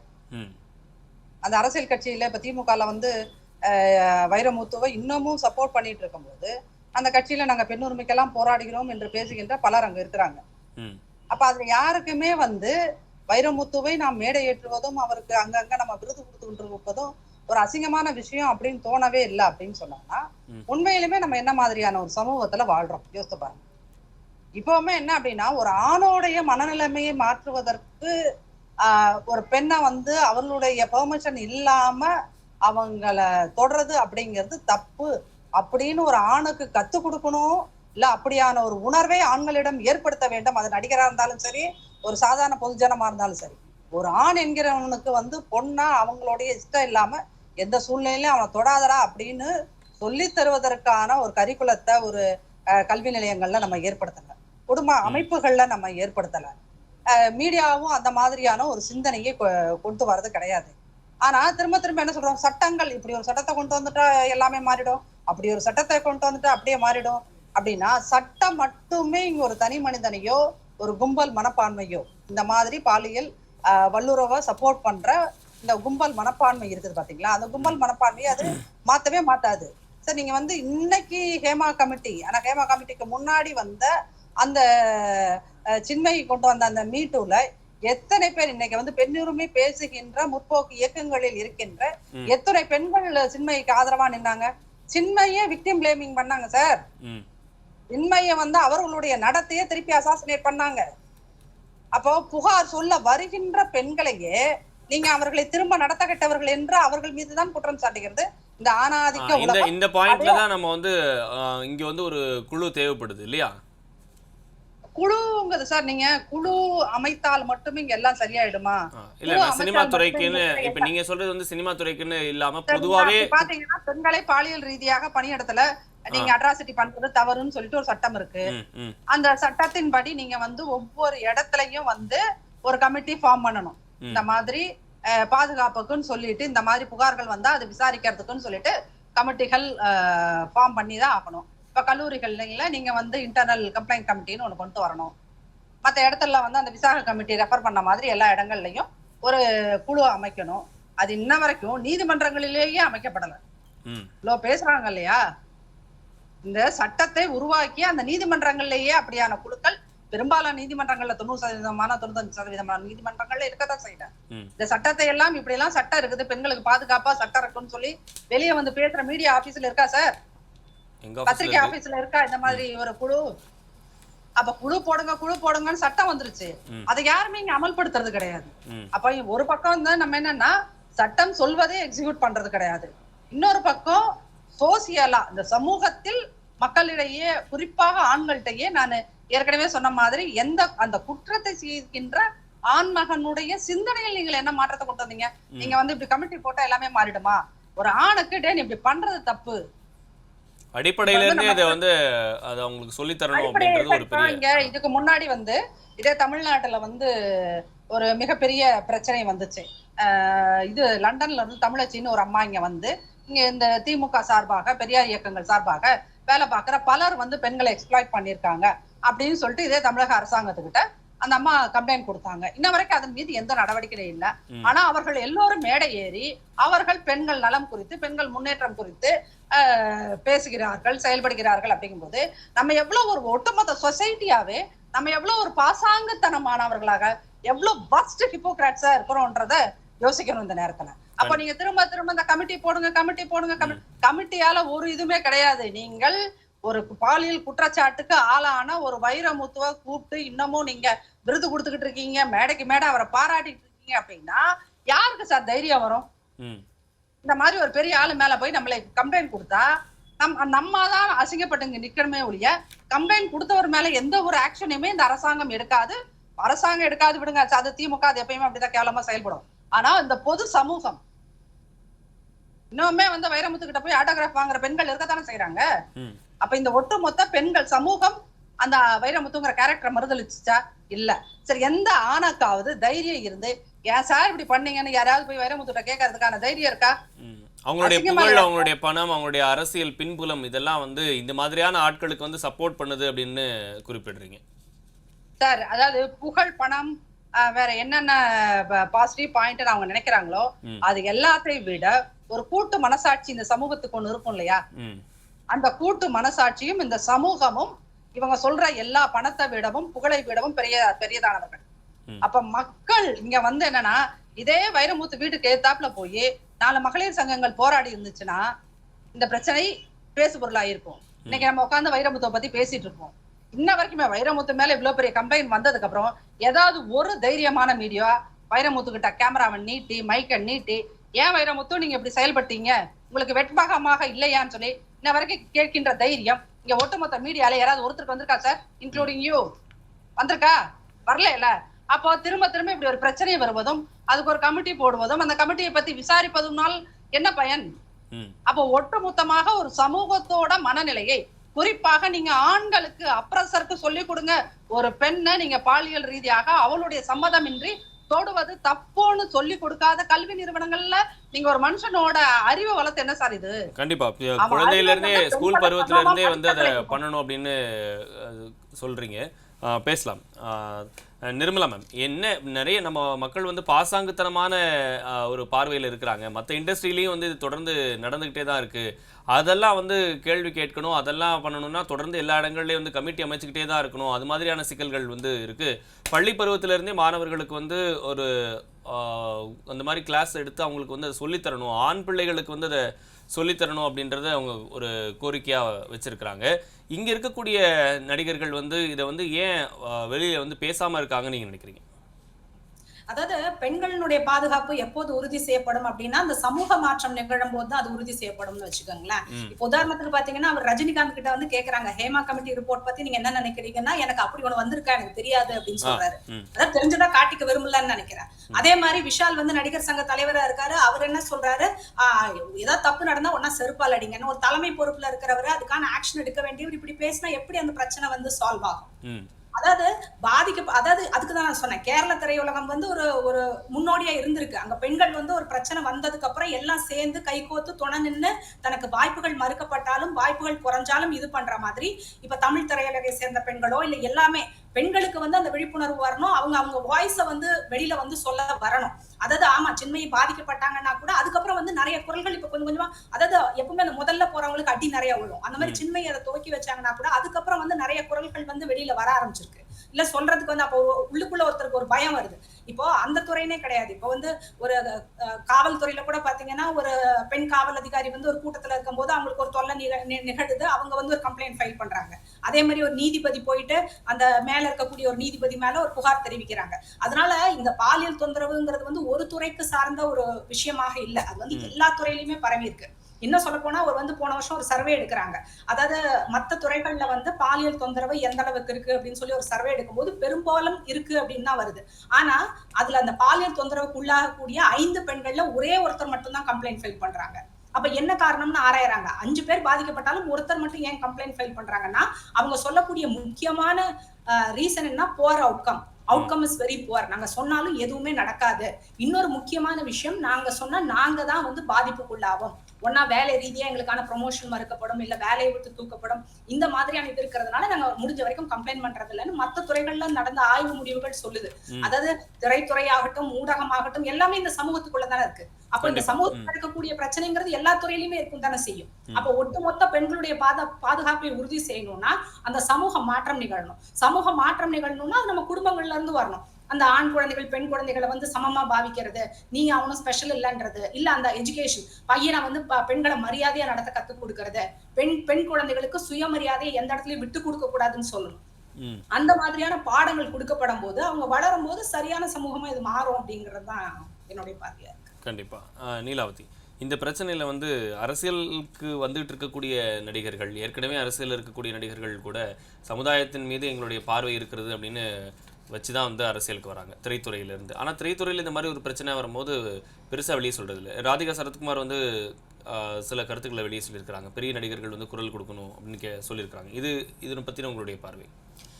பொதுவாகவே இப்போ ஒரு ஹராஸ்மெண்ட் அப்படி நடக்குதுன்னா அதுக்கு மெயினான காரணம் ஒரு ஆண். ஒரு பெண்ணுக்கு ஏதோ ஒரு பாதிப்பு வருதுன்னா ஒரு ஆண்.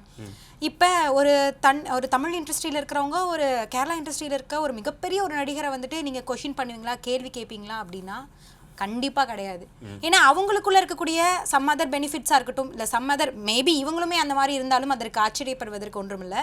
ஸோ இந்த மாதிரியான ஒரு சூழ்நிலையில ஆண் சமுதாயம் பெண் சமுதாயம் அப்படின்னு சொல்லி பிரிச்சு பார்க்கறத விட இங்க இருக்கக்கூடிய மேக்சிமம் அஃபெக்ட் ஆகக்கூடிய பெண்கள் அப்படின்னு வரும்போது ரொம்ப வீக்காக இருக்கிறாங்கன்னு சொல்லி தெரிஞ்சு போச்சு.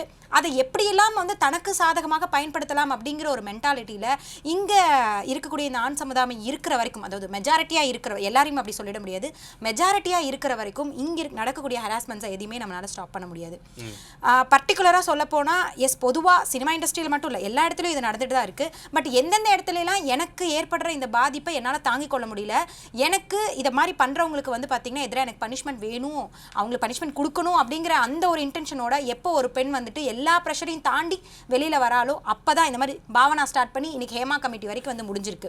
ஸோ எது எப்படி வந்தாலுமே இண்டஸ்ட்ரியில் இருக்கக்கூடியவங்க, அதுவும் இப்போ எல்லாம் சொல்ல போனால் சினிமா இண்டஸ்ட்ரியில இருந்துட்டு வெளியில் வந்து நான் மக்களுக்காக சேவை செய்கிறேன்னு சொல்லிட்டு வரவங்க முதல்ல அவங்களோட ஃபீல்டில் இருக்கக்கூடிய கேர்ள்ஸுக்கு ஒன்று நடக்கும் போதே கேள்வி கேட்கறதில்ல.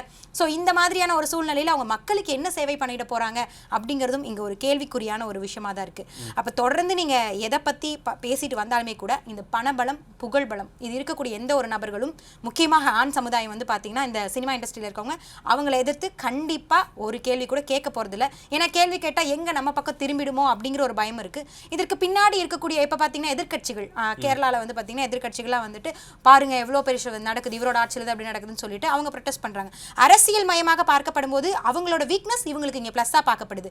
ஆனால் முழுக்க முழுக்க பார்க்கும்போது பிரச்சனைகளுக்கான சொல்யூஷன், தவறு பண்ணவர்களுக்கான பனிஷ்மெண்ட்டை பற்றி அவனாவது பேசுகிறான்னா எவனும் பேச மாட்டான். அதை தனக்கு சாதகமாக எப்படி பயன்படுத்திக்கலாம், இல்லை இவரை பற்றி பேச போனால் திரும்ப நம்மக்கிட்ட வந்துட்டாங்கன்னா நம்மளோட வண்டவாளம்லாம் தெரிஞ்சு போயிடுமோ அப்படிங்கிற ஒரு ரீதியில் அவனை தற்காத்து கொள்வதற்கான நடவடிக்கைகளை பார்த்துட்டு இருக்கிறதால துணிந்து ஒரு ஆண் இதை கேள்வி கேட்டால் அவன் தான் சொசைட்டிக்கான ஒரு ஃபிட்டான ஒரு மென் அப்படின்னு நான் கண்டிப்பாக சொல்லுவேன். கண்டிப்பாக. ஆனால் இதில் வந்து பெண்கள் வந்து கூட்டு முயற்சியாக இருக்கணும் அப்படின்னு அவங்க சொல்லியிருந்தாங்க. எல்லாரும் சேர்ந்து போய் இதை வந்து கேள்வி கேட்கும்போது அதற்கான பதில் கண்டிப்பாக கிடைக்கும்னு நாச்சார் சுகந்தி சொல்லியிருந்தாங்க. அப்படி இருக்கும்போது எந்த இடங்களில் வந்து அது தடுக்கப்படுது? அவங்க ஒரு எல்லாரையும் ஒன்றா சேர்க்கறதோ, இல்லை அவங்க ஒரு அச்ச உணர்வுலையோ, இல்லை பட வாய்ப்புக்காகவோ ஏன் அது வந்து வெளியில் வந்து சொல்ல மாட்டேங்கிறாங்க? ஆக்சுவலி இப்போ WCC கூட பார்த்தீங்கன்னா பாவனாவோட ஃப்ரெண்ட்ஸ் அண்ட் இன்னும் 2-3 பெரிய பெரிய நடிகர்கள்லாம் சேர்ந்து தான் அந்த WCCயை கொண்டு வந்தாங்க. கொண்டு வந்துட்டு பாவனாக்காக வாய்ஸ் கொடுக்கணும் அப்படிங்கிறதுக்காக அதை இது பண்ணிட்டு இருந்தாங்க. பட் இங்கே என்னன்னு பார்த்தீங்கன்னா இப்போ ஒரு ஆக்டர் போகிறாங்க, அந்த ஆக்டருக்கு முழுக்க முழுக்க வந்து பார்த்தீங்கன்னா இன்னொரு ஆக்டர் அட்ஜஸ்ட்மெண்ட்லேருந்து எல்லாத்துக்குமே ஓகே பண்ணிட்டாங்க. இப்படி இருக்கக்கூடிய ஒரு பெண் வந்துட்டு ஓகே என்ன நடந்தாலும் ஓகே நான் வந்துட்டு எல்லாரும் முன்னாடி ஸ்டாராக இருக்கணும்னு முடிவு பண்ண ஒரு பெண் வந்துட்டு அந்த ஆக்டருக்கு எதிராக நீங்கள் வாங்க வாய்ஸ் கொடுக்கலான்னா வருவாங்களா? ஸோ இதுதான் ஒரு ஜென்ரலான ஒரு விஷயமா இருக்குது. அப்போ வந்துட்டு ஒத்துக்கிறவங்களை வந்து அவங்களால புல் பண்ண கூப்பிட முடியாதுன்னு சொல்றீங்க. கண்டிப்பா. இப்ப என்னன்னா எல்லாத்தையும் அப்படி குறிப்பிட முடியாது. ஆனா சில குறிப்பிட்ட பெண்கள் எல்லாத்துக்கும் ஓகே பண்ணிட்டு உள்ள வரவங்களும் இருக்காங்க. என்ன நடந்தா என்ன, நான் ஜொலிக்கணும் அப்படின்னு நினைச்சிட்டு இருக்க பொண்ணு அவங்கள யாரால உருவாக்கப்பட்டாங்களோ அவங்க எதிர்த்து கேள்வி கேட்பாங்களான்னா கண்டிப்பா முடியாது. இது ஒரு விஷயம். இன்னொன்னு என்ன, மிரட்டல். நீ பண்ணிட்டு நீ இண்டஸ்ட்ரியில இருந்துருவியா, அடுத்தது நீ என்ன ஆக போற பாக்குறியா அப்படின்னு சொல்லிட்டு அதான் கோடிக்கணக்கில் சார் சொன்ன மாதிரி பணம் வாங்கிட்டு இருக்கவங்க இந்த 5 லட்சம் 10 லட்சம் சேலரி வாங்கிட்டு இருக்கவங்களை எப்படி எதிர்க்க முடியும்? அப்ப இந்த பின்னாடி பக்கமலமா இருக்க வேண்டிய கவர்மெண்ட் அண்ட் ஆக்ட்ஸ் இதெல்லாம் இன்னும் ஸ்ட்ராங்காக இருக்கணும். அதே மாதிரி இவங்களுக்கு கொடுக்கக்கூடிய பனிஷ்மெண்ட்டாக இருக்கட்டும். கண்காணிப்பு குழுக்கள்னு வச்சிருக்காங்க பார்த்தீங்களா, அது வந்து எந்த அளவுக்கு கண்காணிச்சிட்டு இருக்கு. சார் சொன்ன மாதிரி ஒரு பாலியல் ஹராஸ்மெண்ட் உள்ள நடந்துட்டு இருக்கு அப்படின்னா இமீடியட்டாக அந்த மூவியை ஸ்டாப் பண்ணுற அளவுக்குன்னு இப்படி ஒவ்வொரு இடங்கள்லையும் அந்த கண்காணிப்பு குழு அப்படிங்கிறது சரிபட சூழ்நிலையில் செயல்பட்டாலும் அரசாங்கத்துடைய பொறுப்பு அப்படின்றது என்ன இருக்குன்னு நினைக்கிறீங்க? அரசாங்கத்தோட பொறுப்பு பொதுவாக இப்போ போக்சோலாம் கூட எடுத்துக்கோங்க. அது ஒரு குழந்தை பாதிக்கப்படும் போது அந்த இடத்துல கம்ப்ளைண்ட்டே கொடுக்கலினாலுமே அண்டர்டேக் பண்ணி அந்த கம்ப்ளைண்ட் எடுத்துகிட்டு போக முடியும். ஸோ அந்த அளவுக்கு இந்த போக்ஸ் ஆக்ட்லாம் இவ்வளோ ஒரு வீரியமாக நிறைய செயல்பட்டு இருக்கு. ஆனால் என்ன நடந்துட்டு இருக்கு, இன்னைக்கு நியூஸ் ஓப்பன் பண்ணால் 15 வயசு பொண்ணை ரேப் பண்ணிட்டாங்க, அப்பா ரேப் பண்ணிட்டாங்க, இந்த மாதிரியான நியூஸ் தான் வந்துட்டு இருக்கு. அரசாங்கம் என்ன பண்ணும், இது அங்கங்கே இருந்து கவனிக்கும். நீ தப்பு பண்ணியா, உன்னை வந்துட்டு எல்லா இதுவும் சாட்சியங்கள் எங்ககிட்ட இருக்கா, பனிஷ்மெண்ட் கொடுக்குதுன்னு தான் பண்ண முடியும். அதை தவிர்த்து சொசைட்டி சார்ந்து நம்ம வாழ்ந்துட்டு இருக்கக்கூடிய விஷயங்கள்ல நமக்கான ஒரு கட்டுப்பாட்டுக்குள்ள இருந்து அதை வந்துட்டு நீ தப்பு பண்ணா நான் கேள்வி கேட்பேன், என்னோட அனுமதி இல்லாமல் நீ தொட்டா உனக்கு பனிஷ்மெண்ட் இருக்குங்கிற அந்த பெண்களுடைய அந்த தைரியம் மட்டும்தான் இதுக்கு ஒரு சொல்யூஷனா இருக்குமே தவிர கவர்மெண்ட் பின்னாடி ஒரு பாடியா நின்றுட்டு ஓ இப்படி இருக்கா, இப்படி ஒரு கைடன்ஸ் இருக்கு, இப்படி இருக்கா, இப்படி ஒரு கைடன்ஸ் இருக்குங்கிறது மட்டும்தான் இதுல பண்ண முடியும். எல்லா இடங்கள்லயும் வந்துட்டு அப்படியே கையில தூக்கி வச்சுட்டு அந்த மாதிரியும் பண்ண முடியாது. தனிப்பட்ட மாற்றங்கள் வந்தா மட்டும்தான் இது சமுதாய மாற்றத்துக்கு ஒரு அடித்தளம் இடுங்கிறதுல எந்த விதமான மாற்று கருத்தும் இல்லை. கண்டிப்பா. ராஜகம்பீரன் அவங்க என்ன கேள்வி முன்வைக்கிறாங்கன்னா, அரசியல் களத்துல வந்துட்டாங்க, நடிகர்கள் வந்து அரசியல் களத்துல வந்துட்டாங்க. நான் யாருடைய பேரையும் குறிப்பிட்டு சொல்ல விரும்பல. ஏற்கனவே திரைத்துறையிலிருந்து அரசியலுக்கு வந்தவர்களாகட்டும், இப்போ வந்துகிட்டு இருக்கிறவங்களாகட்டும், சிஸ்டம் சரியில்லைன்னு அதை மாற்றணும் அப்படின்னு சொன்னவங்களாகட்டும், இவங்க எல்லாருமே வந்து இப்போ மௌனம் காப்பது அப்படின்றது என்ன காரணத்தினால, ஏன் அதுலேருந்து விலகி ஓடுறாங்க? தமிழ் இண்டஸ்ட்ரியில் அப்படிலாம் கிடையாதுப்பா, அப்படிலாம் இருந்தால் வந்து கம்ப்ளைண்ட் பண்ணுங்க அப்படின்னு சொல்கிறதுக்கு வந்து ஏன் தயக்கப்படுறாங்க? இன்னொன்று இப்போ இந்த விஷால் வந்து டைரெக்டாக சொல்லிட்டாரு, செருப்பால் அடிங்க, யாராவது கேட்டாங்கன்னா வந்து இப்படி பண்ணுங்க அப்படின்னு சொல்கிறார். அதை அக்செப்ட் பண்ணிக்க முடியாதுன்றத நாட்சல் சுகந்தி வந்து சொல்லியிருந்தாங்க. இப்படி பொதுவாக சொல்லிட்டு போயிட்டா வந்து தலைமை பொறுப்பில் இருக்கிறவங்க வந்து இப்படி சொல்லிட்டு போயிட்டா எப்படி பண்ண முடியும் அப்படின்றதையும் நிர்மலாவும் தொடர்ந்து பேசினாங்க. ஏன் இவங்கெல்லாம் வந்து அதுலேருந்து விலகி போகக்கூடிய காரணம் என்னவா இருக்குது? கவர்மெண்ட் இதுக்கான நடவடிக்கைகளை வந்து எப்படி எடுக்கணும் அப்படின்னு நினைக்கிறீங்க? பொதுவாகவே இப்போ நம்ம பேசிகிட்டு இருக்க விஷயம் எதை நோக்கி போயிடுச்சு அப்படின்னா, சின்ன பிள்ளையிலேருந்தே வந்து ஆண்களுக்கு வந்து இதை சொல்லி வளர்க்கணும் அப்படின்ற இடத்துக்கு போய் நிற்கிது. ஆனால் இப்போ இருக்கக்கூடிய பிரச்சனைக்கு கவர்மெண்ட் என்ன மாதிரியான நடவடிக்கைகள் எடுக்கணும், தமிழ் திரையுலகம் என்ன மாதிரியான நடவடிக்கை எடுக்கணும்னு நினைக்கிறீங்க? அது தவறே நடக்காத ஒரு சமூக அமைப்பை உருவாக்குகிற இடத்துல வந்து குடும்பங்களும் கல்வி நிலையங்களுக்கும் நீதியை வழங்கக்கூடிய இடங்களுக்கு எல்லாருக்குமே பொறுப்பு இருக்கிறது. நமக்கு இயல்பாகவே ஆணாதிக்கத்தை வந்து ஊக்கப்படுத்தக்கூடிய ஒரு சூழல் தான் குடும்ப அமைப்புகள் இருக்கு. அவன் ஆம்பளை சிங்க, அவன் எப்படி வேணாலும் இருப்பான் அப்படின்னு சொல்லி வளர்க்குறான். ஒரு ஆண் தனியாக தவறு செய்ய முடியாது பாலியல் ரீதியான பிரச்சனைகளில், பெண்ணும் தனியாக தவறு செய்ய முடியாது. அப்படிங்கிறப்ப ஒரு ஆண் வந்து தவறாக இருக்கும்போது அதில் ஒரு பெண் வந்து பாதிக்கப்படுறா அப்படிங்கிறது அதில் மிக முக்கியமான விஷயம். இதில் வந்து என்னென்னா, தனி மனித அந்தரங்கங்களுக்குள்ள வந்து அரசாங்கம் வந்து ஒரு அத்துமீறல், ஒரு வழக்கு, ஒரு பிரச்சனை வருகிற போது தான் தலையிட முடிகிறதே தவிர, அதில் வந்து அந்த எல்லா விஷயங்களுக்குள்ளேயும் அரசு வந்து விட முடியாத ஒரு இடங்களும் இருக்கிறது. இதுக்குள்ள நடைமுறை சிக்கல்களும் இருக்கிறது. அப்போ நம்ம வந்து திருடனாக பார்த்து திருந்தாவிட்டால் திருட்ட ஒழிக்க முடியாதுன்னு சொல்கிறது மாதிரி, சட்டத்திற்கு ஒரு பெரிய பொறுப்பு இருந்தாலும் ஒரு சமூகத்தை வந்து உருவாக்குகிற இடத்துல தவறு நடந்த பின்னாடி தண்டிக்கிறதுக்கு பதிலாக தவறே நடக்காத ஒரு சூழலை உருவாக்க வேண்டிய பொறுப்பு வந்து அனைவருக்குமே இருக்குது. அதனால் இதில் வந்து தனிநபர் சம்பந்தமாக நமக்கு விருப்பின் அடிப்படையில் இப்போ நாச்சியார் சுகந்தி கூட திட்டமிட்டு திமுக காரர்களை மட்டுமே குறி வச்சு அவங்க பேசுகிறாங்க. குற்றச்சாட்டு வந்துட்டாலே ஒருத்தரை வந்து குற்றவாளியை கூண்டுல உடனே நிறுத்தணுங்கிற மாதிரி பொதுவாக பேசணும். நீங்கள் பாலியல் ரீதியான ஒரு பொது பிரச்சனையில வந்து நீங்கள் திமுகவை கார்னர் பண்ணி நீங்கள் பேசுறதுக்கான பிரச்சனையாவே திமுகன்னு சொன்னா திமுக காரர்களுக்கு இல்லங்க, நீங்க அப்படிதான் பேசுனீங்க. நீங்க கரெக்ட்டா அத மட்டும் பேசுனீங்க. இல்ல, எனக்கு பதில் சொல்ல கொடுத்துருங்க. இதுக்கு பதில் சொல்ல டைம் சொல்லுங்க.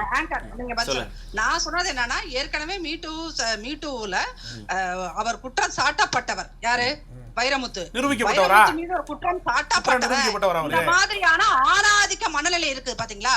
குற்றம் சாட்டப்பட்டவர் அப்படின்னா நீங்க குற்றம் இருக்கு இல்லைன்னு நிரூபிச்சுட்டு அப்புறம் அவர் மேடை ஏத்தி அவர் புகழ் பெற்ற கவிஞர்னு சொல்லி அவருக்கு நீங்க திமுக மேடைகள்ல சால்வா போத்துங்க, விருது கொடுங்க, அது யாருக்குமே மாற்று கருத்து இல்ல. ஆனா அவர் குற்றம் நிரூபிக்கப்பட்டாரா? அவர் குற்றம் நிரூபிக்கப்பட்டிருக்கின்ற இந்த ஆணாதிக்க ஆணவ போக்கு இருக்குதுல்ல, அதுதான் இங்க பெண்கள் காலம் காலமாக பாதிக்கப்பட்டு கொண்டிருப்பதற்கு மிக முக்கிய காரணம். இப்ப இந்த ஸ்டேஜ்ல ஒரு 1 ஹவருக்குள்ள அவர் குற்றம் நிரூபிக்கப்பட்டவரா அப்படிங்கும் போது இந்த ஹேமா கமிட்டி இந்த மாதிரி எத்தனை ஆணாதிக்க ஆணவ பதில்களை அது எதிர்கொண்டிருக்கும் அப்படிங்கறத நம்ம யோசிக்கணும். சும்மா அவர் குற்றம் சாட்டுவ எந்த ஒரு நடிகரையும் இப்ப பேர சொல்லிட்டு இப்ப ஒரு வைரமுத்து சொன்ன உடனே இங்க வந்து என்னன்னா, இந்த மனநிலை சார் ஆண்களிடையே இருக்கின்ற பெண்களிடையேயும் இது இருக்குது. அவர்களுடைய கட்சி சார்ந்து அல்லது இயக்கம் சார்ந்து அவங்க இன்னொன்னு அந்த ஒரு கட்சி இல்ல, திமுக மட்டும் சொல்லிட முடியாது. மல்யுத்த வீராங்கனைகள்லாம் போராடினாங்க. அவர் என்ன பாதிக்கப்பட்டவரா? அவர் என்ன குற்றம் செய்தவரா? குற்றம் நிரூபிக்கப்பட்டவரா? அப்படின்னா அப்ப நீங்க சொல்றீங்கல்ல, அவர் குற்றத்தை நிரூபிக்காத வண்ணம் அவருக்கு இருக்கின்ற ஃபேன் பாய்ஸ் குரூப் இருக்காங்க பாத்தீங்களா, ராஜகம்பீரன் மாதிரி ஃபேன் பாய்ஸ் குரூப், அதற்கு பின்னாடி இருக்கின்ற அரசாங்கம், வைரமுத்து என்கின்ற தனிப்பட்ட மனிதனுக்கு மற்ற கட்சிகள் சார்ந்த மல்யுத்த வீராங்கனைகள்லாம் வந்து குற்றம் சொல்லியிருந்தாங்க. அந்த கட்சிகளும் அவங்களை காப்பாத்துது அப்படின்னு எடுத்துக்க முடியாது. இங்க பெருசா பேசப்பட்டுச்சா இல்லையா? கண்டிப்பா இல்லாத கற்பனையான கேரக்டர் சொன்னனா, வைரமுத்துங்கிறவருடைய பேரு இங்க அடிபட்டதா இல்லையா? சின்மயி இன்னும் சொல்லிக் கொண்டுதான் இருக்கிறாரா இல்லையா? அப்படிங்கும் போது ஒரு வைரமுத்தை குறிப்பிடும் போது அவரோட ஃபேன் பாய்ஸ் எல்லாம் வந்து அவருடைய குற்றம் நிரூபிக்கப்பட்டதா அப்படின்னு கேட்கின்ற இந்த ஆணாதிக்க அகம்பாவ ஆணவ மனோநிலை தான் ஒட்டுமொத்தமாக இந்தியாவில் பெண்கள் பாதிக்கப்படுவதற்கான முக்கிய மூல காரணம். இந்த மனநிலையை நீங்கள் மாற்றாதவரை இங்க பெண்களுக்கு இம்மாதிரியான அட்ராசிட்டிங்கிறது ரொம்ப கேஷுவலா நடக்கத்தான் செய்யும் சார். அந்த இடத்துல நீங்க நடிகைனா அவ அப்படித்தான் இருப்பா அப்படிங்கிற சொல்லாடல்களை இம்மாதிரியான ஆணாதிக்க ஆணவ திமிர் பிடித்த போக்குகள் தான் நிர்ணயம் செய்கின்றது. இந்த ஆணாதிக்க ஆணவ மனநிலையை மாற்றுவதுதான் பெண்களுடைய வேலையா இருக்கணுங்கிறது கிடையாது, ஒட்டுமொத்த சமூகத்தின் வேலையாகவும் பணியாகவும் இருக்கணும். அப்படிங்கறது என்னுடைய பாயிண்ட். சரி சார். இல்ல, சமூகத்துல தீமைகள் அனைத்து மட்டத்திலும் களையப்படணுங்கிறதுக்கு பதிலாக ஒரு அரசியல் சாயம் பூச வேணாங்கிறது என்னுடைய கருத்து. எல்லா தவறுகளுக்கும் நம்ம பொறுப்பேற்று இன்னைக்கு ஒரு கொலை பண்ணிட்டா அந்த கொலைக்கு பின்னாடி வந்து இந்த கட்சி சார்ந்த ஆட்கள் இருக்காங்க அப்படின்னு சொல்ற மாதிரி கூட ஒண்ணா தப்பு இல்ல, திமுக காரங்க கூட ஒண்ணா தப்பு அப்படி பேசக்கூடாது. நம்ம எல்லா தவறை வந்து பொதுவாக தவறுன்னு நம்ம கண்டிக்கிறதுக்கு பதிலாக அதுக்கு கட்சி சாயம் பூச வேணாம். நீங்க தவறு செய்தவர்கள் தனியா அவர்களை வந்து நீங்க குறித்து பேசுங்க. அதுக்காக ஒரு இயக்கத்தை வந்து அதை வந்து கோர்த்து விடுற வேலையெல்லாம் இருக்கு இல்லையா? பெண் உரிமைக்காக பெண்களுக்கு முதல்ல சொத்துரிமை வழங்கின இயக்கத்தை கொச்சப்படுத்துறதுக்கான வாய்ப்பை அதை பயன்படுத்த கூடாது. பெண் உரிமைக்காக பேசிய பெரிய அரசியல் கொச்சப்படுத்துறதுக்கான வாய்ப்பா நீங்க உங்களுக்கு அரசியல் பண்றதுக்கு வேற மேடை இருக்கு. இது அதுக்கான விவாதமே அல்ல. முதல்ல சுகந்தி மேம் ஒரு நிமிஷம், சபைக்கு நாகரிகம் இல்லாம நீங்க சுகந்தி மேம் ஒரு நிமிஷம் இருங்க, அவர் முடிச்சிட்டு நீங்க என்ன நியாயம் வாங்கி ஒரு பெண் காவலரை இதே திமுக கூட்டத்தில் தான் கனிமொழியும் தமிழச்சி நீங்க ஏடிஎம்கேல இருக்கீங்க, அதனால திமுக தாக்குறீங்கன்னா இதெல்லாம் நியாயமா? இதுக்கு அதுக்கான விவாத கடமை அது. நீங்க ஏடிஎம்கேல நல்ல பேர் வாங்கணும், தலைமையிட்ட நல்ல பேர் வாங்கணுங்கிறதுக்காக இதை பயன்படுத்திக்கிறதா? சுகந்தி மேம் ஒரு நிமிஷம், அவர் முடிச்சிட்டோம். அதுக்காக ஏற்பாடு பண்ணிருக்காங்க. சுகந்தி மேம் அட்டாக் பண்றதுக்கு தனியா விவாதம் இருக்கு, அதுல பேசுங்க. இதெல்லாம் சுகந்தி மேம் இருங்க, திமுக அட்டாக் பண்றதுக்கான இடமா அது? சுகந்தி மேம் வைரமுத்துங்கிற ஒரு ஆள் பேர் சொன்னோம்னா உங்களுக்கே நடக்க வருது. சரி, அவருக்கு எதுவும் நடக்க இருக்க மாதிரி தெரியல. அவர் முடிச்சிட்டு தண்டிங்க வர இல்ல நான் சொல்லட்டும். நிரூபிக்க தான் சொல்றேன். நான் என்ன நிரூபிக்க தான் சொல்றேன். நான் நம்ம அவரை பாதுகாக்கிற மாதிரி சொல்றேன். இல்ல பாதுகாக்கிறதுல அவருக்கு சொல்லிருக்காரா? பேசுவோம் சுகந்தி மேம். சின்மயி கிட்ட நான் அப்படி நடந்து கொள்ளவில்லை என்று எந்த இடத்திலாவது அவர் சொல்லியிருக்காரா? சட்டபூர்வமா நிரூபிக்க தண்டிங்க தான் நானும் சொல்றேன். கண்டிப்பா இதுக்கான நடவடிக்கைகள் எடுத்தாதான் அது அந்த விஷயத்துக்கு போக முடியாது. நம்ம பேசிட்டு இருக்கோம். நான் ஒண்ணு அவருக்கு சப்போர்ட்லாம் பண்ணல. நீ சார் சொல்லுங்க, முக்கிய நடிகர்கள் மௌனம் காப்பது அப்படின்றது என்ன ரீசன்னால அவங்க வந்து அமைதியா இருக்காங்க? அது அட்லீஸ்ட் சொல்லணும்ல. இப்ப ரஜினிகாந்த் மாதிரியான ஆட்கள்லாம் வந்து அமைதியாவே இருந்து இல்ல அதை பத்தி எனக்கு என்னன்னே தெரியாது அப்படின்னா அவர் அரசியல் பார்வை கொண்டவரா அவரு கண்ணாடி மாளிகைக்குள்ள இருந்து கல்லறிய வேண்டாம்னு நினைக்கிறாங்க. அது வந்து வீட்டுல இருந்து வெளியே துப்பலாம், வெளியில இருந்து வீட்டுக்குள்ள துப்ப முடியாதுங்கிற பிரச்சனை அவங்களுக்கு இருக்கு. பைபிள்ல சொன்ன கதை மாதிரி தான், உங்களில் புனிதமானவர்கள் முதல் கல்லை எரிங்கிறாங்க, எரிய மாட்டேங்கிறாங்க. அதனால தவறு எல்லா மட்டத்திலும் இருக்கிறது. வெற்றி பெற்றவர்கள் தான் இதற்கான பாலியல் அத்துமீறல்களை பெரும்பகுதி நடத்தி இருக்கிறாங்க. அதனால இதை வந்து பிரித்து பார்க்கணும். ஒரு சாராரு அதாவது சினிமாவை ஆதிக்கம் செலுத்தக்கூடிய அதிகாரமிக்கவர்கள் நடந்த தவறுக்கு ஒட்டுமொத்தமான கலைத்துறையும் குற்றவாளி கூண்டுல நிறுத்தக்கூடாது. அப்படி கிடையாது. இங்க பிரச்சனை அதுதான். அந்த மாதிரி ஆதிக்க வர்க்கத்துல இருக்கிறவங்க தான் சினிமால அதிகமா செலுத்தக்கூடிய ஆட்கள் மட்டும்தான் இந்த மாதிரி பண்றாங்க. அதுக்காக தான் அமைக்கிறாங்க. மற்ற கலைஞர்கள் வந்து ஏறத்தாழ ஒரு 100-150 கலைஞர்கள் 5000-10,000 ரூபாய்க்கு வேலை பார்க்கறவங்க. ஆமா, அதாவது வேலை உத்தரவாதம் இல்லாம நிறைய பேர் இருக்காங்க. நாச்சியார் சுகந்தி கூட சினிமால உதவி இயக்குனரா கடந்த காலங்கள வேலை பார்த்தவங்க தான். அவங்களுக்கு தெரியும் எல்லாமே. கஷ்டப்படுறவங்க நிறைய பேர் இருக்கிறாங்க. அன்றாட வாழ்க்கையை நடுத்தர வாழ்க்கையை கூட வாழ முடியாதவங்களும் பல பேர் இருக்கிறாங்க. நானும் திரைத்துறையில பணியாற்றியவே. அதனால ஒரு சிலர் செய்கிற தவறுக்கு ஒட்டுமொத்தமாக ஒரு துறையவே களங்கப்படுத்துகிற வேலையாகவும் இதை மாற்றக்கூடாது. ஆணாதிக்கம் ஆணுடைய அவங்க சொல்றது மாதிரியான தவறுகளை, பாலியல் அத்துமீறல்களை எல்லா மட்டத்திலையும் களையப்படுவதற்கான முன்முயற்சியாக இந்த ஹேமா கமிட்டி அறிக்கை வந்து ஒரு முன்னுதாரணமாக கொண்டு செயல்படணும்னு நான் நினைக்கிறேன். கண்டிப்பா இந்த விவாத மன்றத்தில் நாம் பார்க்கும்போது ஹேமா கமிட்டி ஒரு முன் உதாரணமாக அமைந்திருக்கிறது என்ற கருத்து முன்வைக்கப்பட்டிருக்கிறது. அதே போல தமிழ் திரையுலகத்தில் ஏன் குரல் எழுப்ப பயப்படுகிறார்கள் அல்லது தயங்குகிறார்கள் என்ற கேள்விக்கு அவங்க மேலேயே வந்து இந்த குற்றச்சாட்டை திருப்பிடுவாங்களோ, தனக்கு தேவையில்லாத பிரச்சனை வந்துருமோன்ற ஒரு பயத்தில் அவங்க பண்ணாமல் இருக்கிறாங்க அப்படின்னு சொல்கிறாங்க. இன்னொன்று, பள்ளி பருவத்திலிருந்து மாணவர்களுக்கு, ஆண் குழந்தைகளுக்கும் சரி பெண் குழந்தைகளுக்கும் சரி இந்த பாலியல் தொடர்பான சில பாடங்களை எடுக்க வேண்டிய கட்டாயத்தில் இருக்கிறோம் அப்படின்றதையும் நாம் இந்த விவாத மன்றத்திலிருந்து தெரிஞ்சுக்கிறோம். அதே நேரத்தில் இப்போ எடுக்கப்பட்டிருக்கக்கூடிய இந்த வெளியாக இருக்கக்கூடிய ஹேமா கமிட்டி அறிக்கையின்படி இதுக்கான அடுத்த கட்ட நடவடிக்கைகள் அப்படின்றது எப்படி இருக்க போகுது, அதுவுமே ஒரு பெரிய கேள்வியாக இருக்குது அப்படின்றத சொல்லியிருக்கிறாங்க. எல்லாரும் சேர்ந்து இந்த பிரச்சனையை வந்து அணுகணும். யாராவது ஒருத்தருக்கு இந்த மாதிரி பிரச்சனை வந்துச்சு, சினிமா துறையில் இந்த மாதிரி பிரச்சனை வந்துச்சுன்னா அந்த படம் வெளியாவதிலேயே பெரிய சிக்கலாயிடும் அப்படின்றதுல அந்த மாதிரியான சட்டங்கள் கொண்டு வந்தால் நல்லா இருக்கும் அப்படின்றதும் பார்வையாக அமைந்தது. மற்ற எல்லா துறைகள்லையும் இது மாதிரியான பிரச்சனைகள் இருக்கு, இதை வெளியில கொண்டு வரணும் அப்படின்றது ஒரு கடினமான விஷயமா தான் பார்க்கப்படுகிறது. அதற்கு அரசாங்கம் முழு முயற்சி எடுக்கணும்னு பேசப்பட்டிருக்கு. விருந்தினர்கள் அனைவருக்கும் நன்றி. மீண்டும் மற்றொரு விவாத மன்றம் நிகழ்ச்சியில் சந்திப்போம். வணக்கம்.